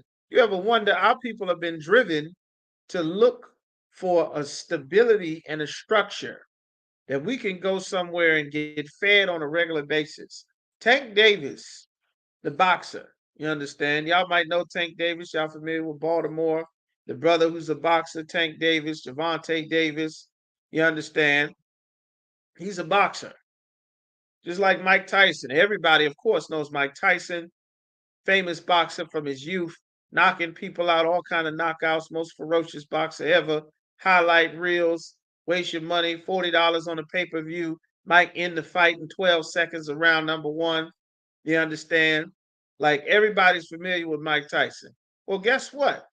Because of the piss poor job that black leaders have done, the shepherds that are dictating to what our people think in our homes, our communities, our neighborhoods, because of the horrible job that they have done with our people. Even though Mike Tyson has built this amazing boxing skills, he training in the gym, he's a monster, he covered in muscles, he knocking people out, he got hundreds of millions of dollars, he's known all across the world, he still does not have a mountain of his own. He still does not have a government of his own. He doesn't have an identity of his own. He's still looking for somewhere to belong. Tank Davis, amazing boxer, 25, 23 and old, knocking people out, little tiny brother from Baltimore, all of this skill and this ability, but he's still looking for an identity. He's looking for where he's supposed to be. He's looking for who he's supposed to be. What is my name? I know I'm a 20, 30 something year old man, but who am I? What is my name? What's my identity? Who can give me an identity? He's got millions of dollars, he's got talent, he's got skill, he's got wealth, he's got fame, he's got status, he's taken care of, but he doesn't have an identity. He doesn't know who he is.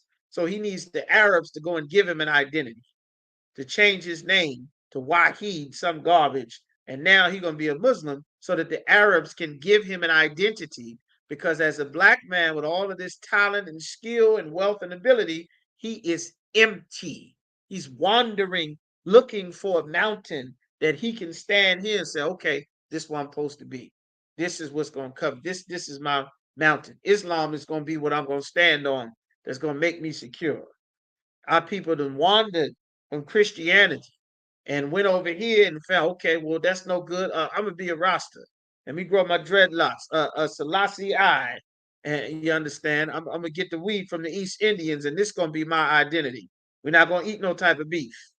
You understand? We gonna get high and wear white, and we ain't gonna eat no type of beef. We're gonna worship the Ethiopians. Oh, that's not work. You know what? Uh, Let me learn some kung fu. Maybe I should study the art of war and get into the Chinese remedy and the Chinese methods. And let me do some kung fu and let me worship Buddha and bow to Buddha and get into kung fu. Looking everywhere for an identity. Where do I belong? Who am I? Our leaders did this to us. When in reality, Blacks, Hispanics, and Native Americans, our identity is contained in the Bible. You understand? It's contained in the Bible. And our leaders have caused us to go astray by wasting our time feeding us garbage in church, which is where all the Black people started. And because of the failure of the Christian church, our people went out wandering for some government to belong to, wandering into the Marines, wandering into the Navy, trying to go here to the Army so I can get regular food, so I can get out of my neighborhood. Let me go sign up for the Navy. So I can get, have some money for school. Let me go sign up for the Marines so that so I can be a part of something. Let me go join, let me become a blood. Let me go to the Crips and see if the Crips got some stability. Maybe the Gangster Disciples got what I need. Maybe the LGBTQ community, maybe they got something. Oh, or maybe, maybe get high. Maybe the weed community, the stoner community got something for me. Our people are wandering everywhere trying to find where we belong. That's what this scripture is talking about.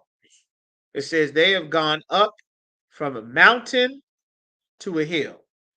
From a mountain is something up very high. The Lord made us his mountain. Jerusalem was the Lord's mountain, to a hill. Now we down here, down in the Arabs' world. The Lord made us above all people on the earth. We down here trying to see what the Arabs is doing. Down here trying to get into the Chinese world. Down here looking for the Egyptian Book of the Dead. Down here trying to be, the Bantus and the Wakandans. Down here trying to be Ethiopians. We down here trying to get into democracy and shave our face and get bald heads and run for president. Down here trying to be into Esau's world. We everywhere looking for an identity from mountain to hill. They have forgotten their resting place. All that have found them, have devoured them. The Muslims have devoured us. The Arabs have devoured us. They absolutely devoured our people. You understand? Christianity has devoured us. The East Indians have devoured us, come and rule over the top of us and oppress our people. The Asians have done the same thing. Everyone that has found us have devoured us. This is what the Lord said. And their adversary said, our enemy said, we offend not. We ain't done nothing wrong, because they have sinned against their power, the habitation of justice, even the Lord, the hope of their fathers. You understand? It says, remove out of the midst of Babylon, which is where we are now, and go forth out of the land of Chaldea, the Middle East. That was our land, and be as the goats before the flocks. For lo, I will raise and cause them up out of Babylon an assembly of great nations from the north country. That's America. And they shall set themselves in array against her. They're going to fight against us. And from thence she shall be taken. Their arrows shall be as the mighty expert man. None shall return in vain. You understand? Talking about we were in captivity. You understand? In the Assyrian Empire. Now we in captivity in the North Country again, over here in North America. That's why you see on the news all of these brothers and sisters coming from Central and South America all the way up to the North Country, all the way up to North America. You understand? This is biblical prophecy. The Lord pushing all the tribes up into the United States, up into North America. The Lord pushing all the tribes together. Everybody figured that blacks and Hispanics is not the same people. Black people getting homeless on the streets while America is mass importing homeless Latinos simultaneously. The Lord said we were going to be alike partakers of the same good and evil. And that is exactly what's going on. You understand? Like that's what the Lord's talking about. All right. So let's get some more. All right. Let's see. Let's get some more scriptures there. All right. MVY, not the glory.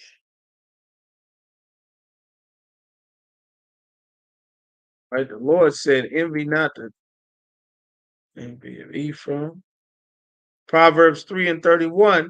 The Lord said, envy thou not the oppressor and choose none of his ways. Like the Lord does not want us to choose our oppressor's ways. Like, what are some of the ways of our oppressor that the Lord does not want us to choose? You understand? Like, what are some of the ways? The Lord does not want us to choose his dietary practices. Like, he doesn't want us to eat crab, shrimp, and lobster. We aren't supposed to look at those things as though this is a food source for us. He might love lobster and shrimp and pork, but we can't have that. We don't look at that as something glorious the way that he does. What is one of his ways? What he celebrates? He celebrates Christmas and Mother's Day. We don't honor our mothers on one day of the year. That's a fertility holiday that they're celebrating for Mother's Day. Nobody care nothing about their mothers in America. You a son going to grow up and try to become a daughter. You don't give a damn about your mother. You for sure don't care about your father. Want to be a little boy laying down with other little boys. You don't care nothing about your father. Be a grown man and put on lipstick, a dress, and some heels and a wig to try to compete and become your mother. You don't love your mother. This place doesn't teach love at all. And the Lord does not want us to look at his ways as something glorious. The Lord gave us our custom and ways to be glorious in his sight. You understand? So that's what the Lord said there. What are some of his other ways? His marriage license by the courts. Like, we're not supposed to envy that. So many sisters look at Esau's marriage license by the courts as though that is what God said marriage is. We're not supposed to envy his lifestyle of a ring and a piece of paper, because according to our lifestyle that the Most High gives us, sex is marriage. You understand? Because our people take that piece of paper serious for a couple of months, but don't ever take who you having sex with serious, which is what the Lord actually commanded. Because that's the marriage according to the Most High. That's till death do us part. That's permanent. You understand? So the Lord doesn't want us to look at that. What is something else that the Lord said not to envy? America's voting system, getting wrapped up in America's politics. You understand? The alternative lifestyle, that LGBTQ. They having a syphilis outbreak in Virginia right now. A huge World Health concern about a major syphilis outbreak in Virginia. You understand? It's very bad. It's going around Virginia. You understand? The Lord said, don't envy the oppressor and choose his ways. All right? The deeds of the wicked. All right? You understand? Jeremiah chapter 5 and verse 28. It says, they are waxing fat. They gotten strong. Another wicked way is for you to think that your wealth is only for you, that is to build you up and get you big mansions out in the middle of nowhere. You understand? Like, that's not lawful. Meaning it's not lawful for you to, it's not unlawful for you to have a big mansion somewhere, but for you to take all of your wealth and keep it to yourself, that is not lawful. You understand? Isaiah chapter 3 and verse 14 says, the Lord will enter into judgment with the ancients of his people, the oldest, the elders, the powerful of his people, and the princes thereof, the rich and strong and mighty men thereof. For ye have eaten up the vineyard. The vineyard is the vines. That's where you get your grapes, your fruits, and your vegetables, your support, your sustenance. They have eaten up the vine, the vineyard. They took the wine for themselves. All of the wine, all of the apples, all, not the apples because they don't grow on a vine, but the cucumbers and gourds and everything that you need to eat and survive, they have taken it for themselves. Brothers and sisters are poor in Virginia because of Timberland, because of Missy Elliott, because of Chris Brown, because of Pharrell Williams and Pusha T. That is why brothers and sisters are poor, without food, and homeless, struggling to survive in Virginia, because the spoil of the poor is in the house of the rich. They got $300,000 for multiple Lamborghinis and Ferraris and millions of dollars of Maybachs. Then they should have millions of dollars to make sure that their brothers and sisters in these cities are fed. It is their responsibility as a rich man. That's why the Lord says they are waxing fat and they shine. They shining, you see them, they in the spotlight, they waxing fat, they strong, they overpass the deeds of the wicked. You understand? The oppressors say you can live an alternative lifestyle. Tyler Perry get a lipstick, wig, dress, fake nails, heels, pumps, purse, and he be an old ratchet grandma for money. You understand? Now you'll see Esau being a alternative lifestyle man, but you don't see Anderson Cooper in no lipstick and no dress. You're not seeing him in no movie dressed up like a woman. RuPaul is a black man. RuPaul make a show called RuPaul's Drag Race. You understand? So he can encourage other men to dress up and win a prize for his alternative lifestyle man competition, to turn them to present themselves as women. You understand? You ain't seen Esau making no competition to get a whole bunch of white men oppressors so that they can get into no cross-dressing contests so that they can compete. Why is that? Because our people get fat and rich and surpass the deeds of the wicked. You understand? Esau become a drug dealer. He in Hollywood selling drugs. Our people become a drug dealer. You take your 12-year-old nephew and sell him and get him to sell drugs. Esau distribute the drugs to the local dealers in the neighborhood. You take the drugs and give them to Bobby Schmurder. I've been selling crack since like the 6th grade. You give them to a 6th grader so he can sell weed and pills and Percocet and crack and krills. So he can bag up krills. You understand? You passing the deeds of the wicked. You understand? Our oppressor is an evil monster. He beating and unaliving brothers at traffic stops. You understand? Like he's an animal. He's supposed to be an animal. The Lord said our adversary go about as a roaring lion, seeking who he can devour. He's supposed to be an animal. The Lord warned us that he was an animal. You understand? But you're not supposed to be an animal to your brother. Like you're not supposed to get strong and big so that you can now go and beat down your own brother, so that you can go and intimidate your own brother, so that you can go and get you a firearm so that you can rob and unalive your brother. You understand? You didn't pass the deeds of the wicked. Esau say a woman got a right to choose. You understand? A woman got a right to choose if she want to unalive this baby, this poor soul destitute of help inside of her, that she want to get rid of so that she can continue living her life and get her career and her education going. You understand? Oprah waxing fat and she shining. She on TV. Oprah Winfrey say, shout out your abortion. Like, not only a woman got a right to choose from Esau, Oprah say be proud of it and shout it out, and we gonna celebrate. Yay! They overpass the deeds of the wicked. Like, the wicked is like, God damn.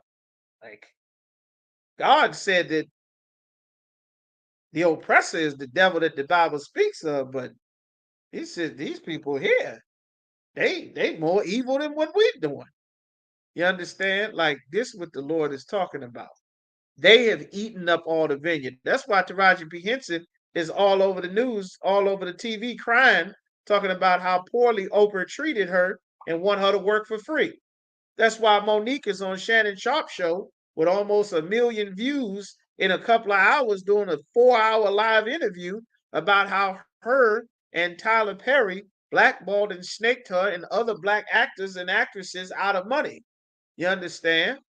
Like, they surpassed the deeds of the wicked because they done got rich and powerful and got long ancient money, and they've been eating up all of the vineyard, everything that our people needed to survive. The spoil of the poor is in your houses. They have all of the wealth that we need to survive. It is Oprah's fault. It's Tyler Perry's fault. You understand? It's TD Jakes' fault. It's Jay-Z's fault. It's Rihanna's fault. You understand? Like, that's what God said. Someone is to blame. You understand? So let's get some more, man. The Lord said, envy not in the glory of the wicked, because you don't know what his end is going to be. You understand? We don't know what his end is going to be. All right, where we at? We at 903. Like, the Lord, the sister said feminism. Like, that's one of the most evil cancers. You understand? That's one of the most evil cancers in the black community that is infecting down to the soul of our people, man. Entire generation that's not even being taught to be women anymore. You understand? Like, the whole purpose why the Lord created a woman is not even being taught anymore. You understand? Could you imagine? Well, I'm not use that one. Could you imagine a vehicle, and the vehicle, the steering wheel don't work? You get in the car, and you get in the car. You're supposed to be able to go somewhere, and you trying to load up the car, and the tires just fall out. You understand? You go to cut on the car don't crank up. You go to hit the windshield wiper, the windshield wipers don't cut. We're like, God damn, this whole car is just jammed up. You understand? Oh, nothing work how it's designed to work. You understand? And the Lord designed us to function a certain way. And what feminism has done, and which is another way of the oppressor that was only marketed to our sisters. You understand? Like, the Lord never intended for life to be this way, man. The Lord ain't intended this for life to be this way for sisters, man.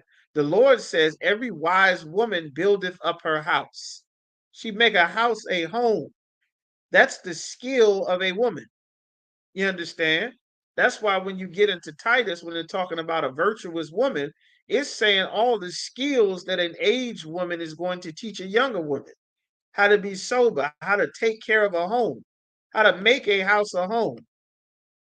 You understand? All the smell goods and the tissues and the linen and the laundry and stuff is clean, kitchen and dishes away and food ready and prepared, and how to make life wonderful. That's what the Lord made a woman for. You understand?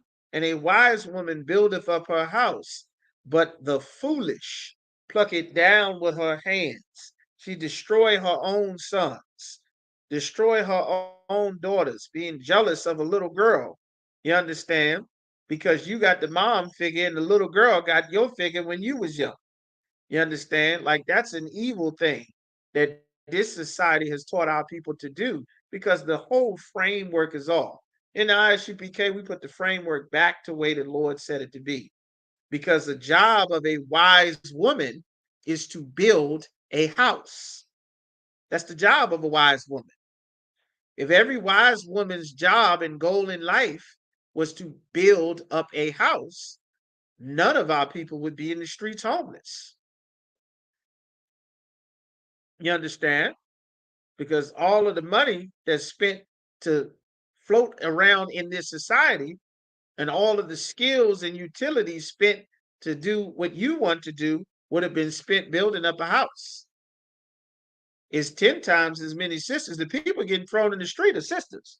The brothers that's homeless been homeless. The only people losing their house now are the women who plucked down the houses that they had. Like that sister broad, one of them Tia Tamara, one of them, she decides she want to leave her husband so she can go out fighting at 45 when she got a wife, she got a husband and kids in the house. She want to go hit the streets one last time to, see what's out there. You understand?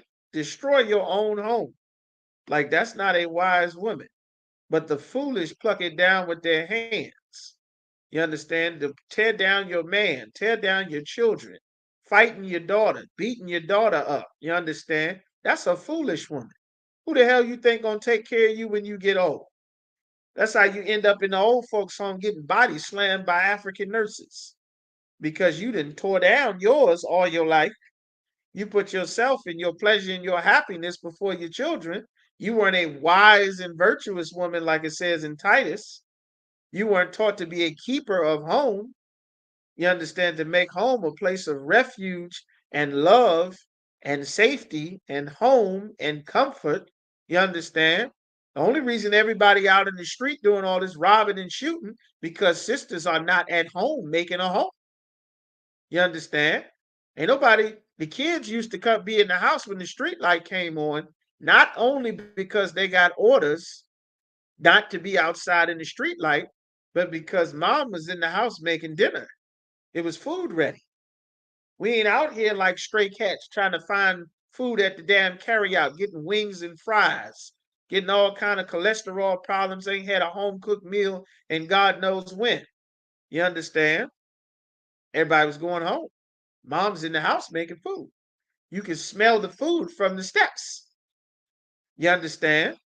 Like it's time to come back and rebuild and make families. Like this is what the Lord is saying. And if you don't have a home, you are still, even with your own home, and for sisters that don't have a husband and don't have a home, the home and the house you are building is the house of the Most High. You are building up the truth with your ability, with your skills, with your ties, with your money, with your sewing, with your garments, with you coming in and being a sister to other brothers and sisters, with you changing your lives to be a brother and sister that's not on drugs anymore, that's not committing robberies, that's not committing abortions anymore, because Christ gave his life so that we can change, so that you can be forgiven for the evil that you were taught to do by America. You were taught to be an evil, loudmouth woman talking over a man. You were taught to be a woman that dress however she want. You understand? If you got it, show it. Flaunt it if you want. You understand? They taught sisters that. That come out of the church. You might say, that's not true. That's not true. The church ain't never taught that. Yes, the church did.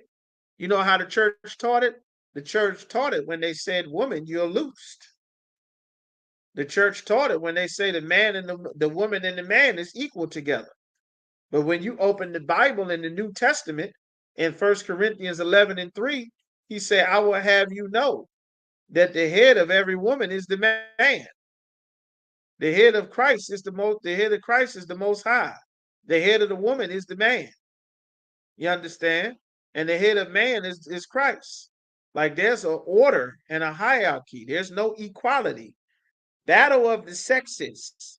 You understand? That come out the Christian church. That was our oppressor's creation. Feminism. That's our oppressor's creation. All of that Christianity, that's the mark of the beast. By them teaching you the Immaculate Conception, teaching you that God got Mary pregnant without Joseph having sex with her, that does a number of things. That cheapens the life of a black man. It cheapens a black man's life.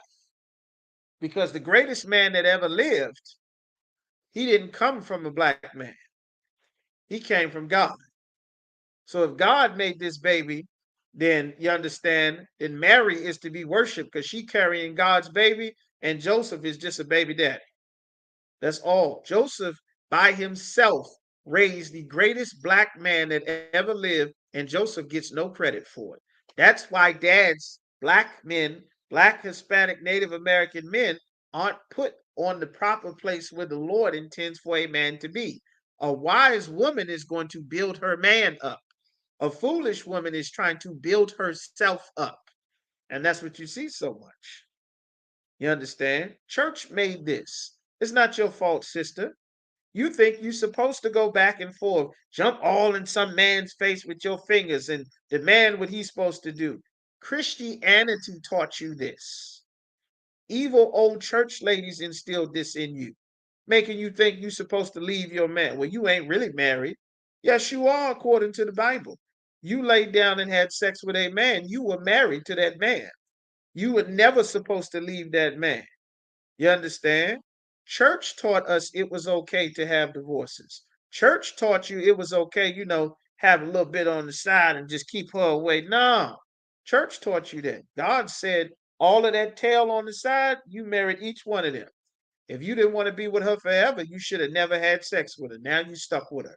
And her, and her, and her. You understand? Like that make us think twice about the actions that we take. If God don't care what we do, then why don't we all just do whatever the hell we want? You understand? And that's the spirit that the Christian church has put on our people. That feminine spirit is the Christian spirit. You understand? Like that's the spirit that Christianity puts on our people. The Lord said he suffered not a woman to teach, because serving God is not about empowering a woman to rule and be all she can be. It's about empowering a woman to help that her man be all that he can be. You understand? Because he is the one that's going to make sure that this little boy with this bad temper don't grow up to be a young boy with a temper that's 2, 3, 4 feet over you, that's now out in the street terrorizing the neighborhood because you couldn't control his temper, because you made an excuse. He just 2, he just 3, he just 5, he just 6, he's still young, he's still growing, he's a preteen. You know how teens are. You know how late teens are. He's just 20. He's just 20. Judge, he just 19. Judge, he didn't do that. You understand? Like that's how it happens. That's why the Lord said the head is the man, because the man is going to keep everything in structure and in order.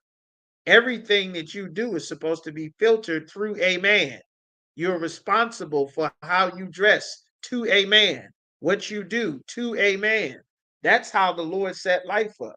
What we see now in the media and in all of the TV shows and in all the shows talking about all the divorces and women scamming men for child support and wives divorcing their husband after decades and kids. I just want to be happy and go out and fulfill myself. And, like that's a woman destroying her house.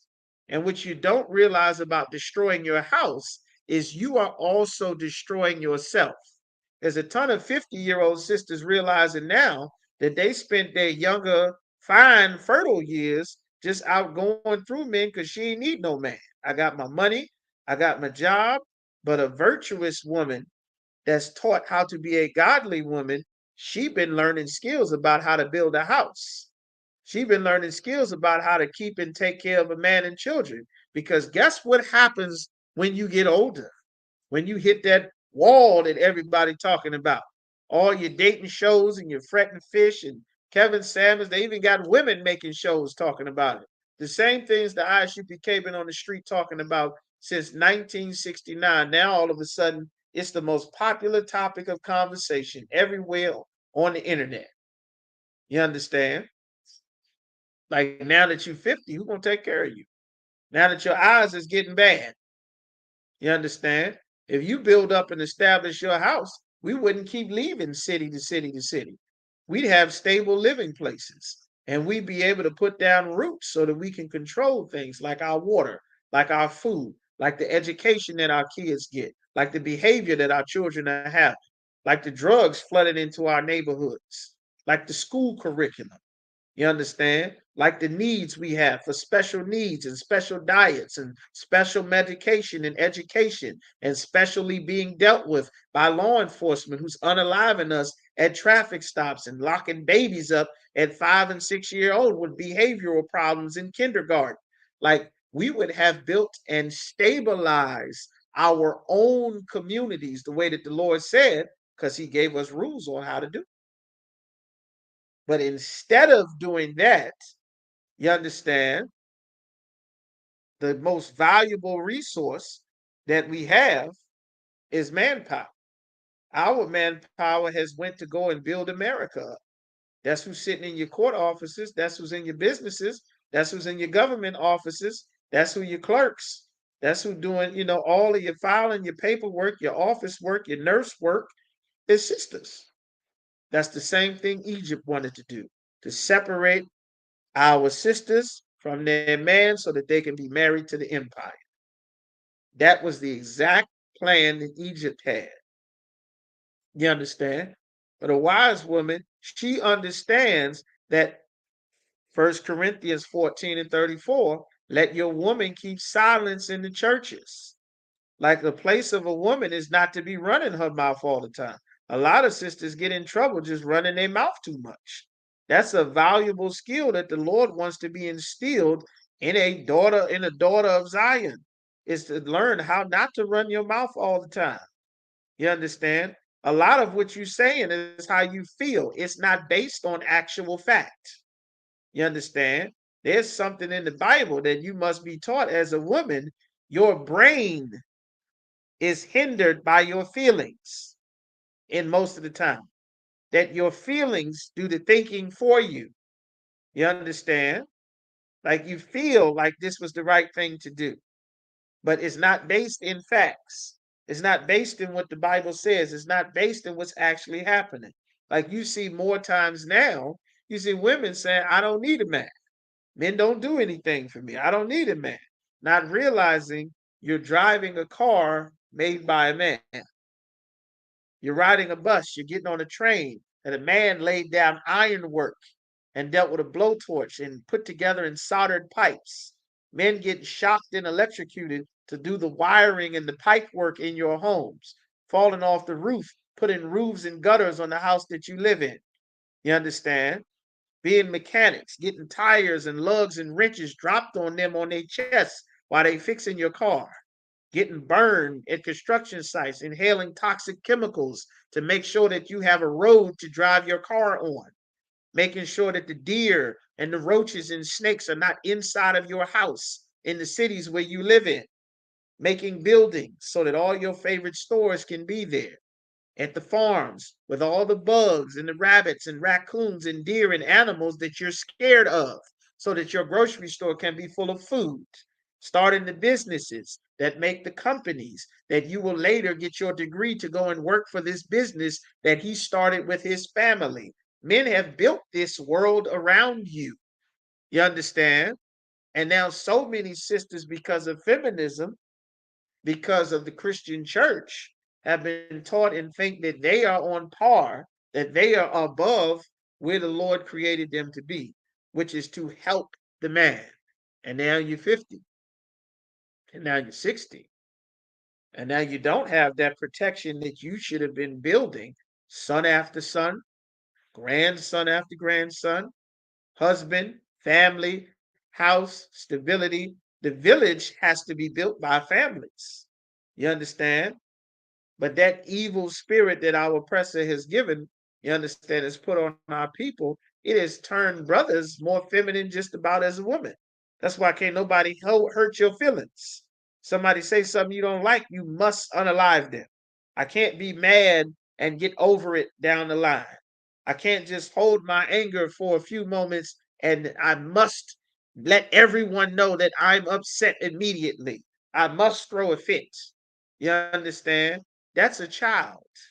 You got to be taught how not to do that. You understand? And that's the job of a man, to help grow his family up, protect his family, educate his family. And until you get one, that is the job of the priests and the prophets that the Lord set up to impart the wisdom from the Most High into you so that you be not without a covering. And that is what the Isupk is, for brothers and sisters to raise and train our people up in the way that the Lord said that we should go. You understand? And with that, we're going to go ahead and end it there. Most High in Christ, we're a little over the time. All right. Everybody just make sure that you pay your tithes, tune in. You understand, the isupk.com. Right here on this channel, the Lashawan Kodash class is coming up this Friday. Make sure that you in here, like, share, and subscribe. You understand? One courtesy salute to the brothers, Yahweh Shem Yahweh Barakathum, and to the sisters, Yahweh Shamar Alathan, Bahashim Yahweh Shah. With that, class this. Israel, the Israelite School of Universal and Practical Knowledge, under commanding General Yohana, presents the Lord's 55th Annual Passover. That's right, the Lord's 55th Annual Passover is rapidly approaching. Commanding General Yohana is calling for all blacks, Hispanics, and Native Americans to remember what the Lord did for us by saving us from our oppressors and choosing us to be a special people unto Him, the real Jews and Israelites. Passover will be held in Durham, North Carolina. Pay your Passover fee. Anyone 17 years of age or older must pay $200. Come and enjoy fresh lamb, unleavened bread, and the Spirit of Christ. Can't wait to see you all there, Israel. Shalom. Cabins on streets and corners, all is feeling righteous. Real particular, nobody else there to compare to. Train for war, men of war, and warlike apparel. Prefer our leaders, can't get between us.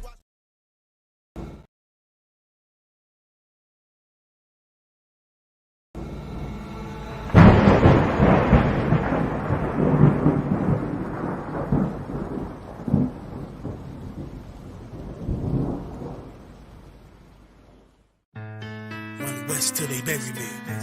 I'm one west till they bury me. I'm one west till they bury me. I be one west to the death till they bury me. One west till they bury me. I'm one west till they bury me.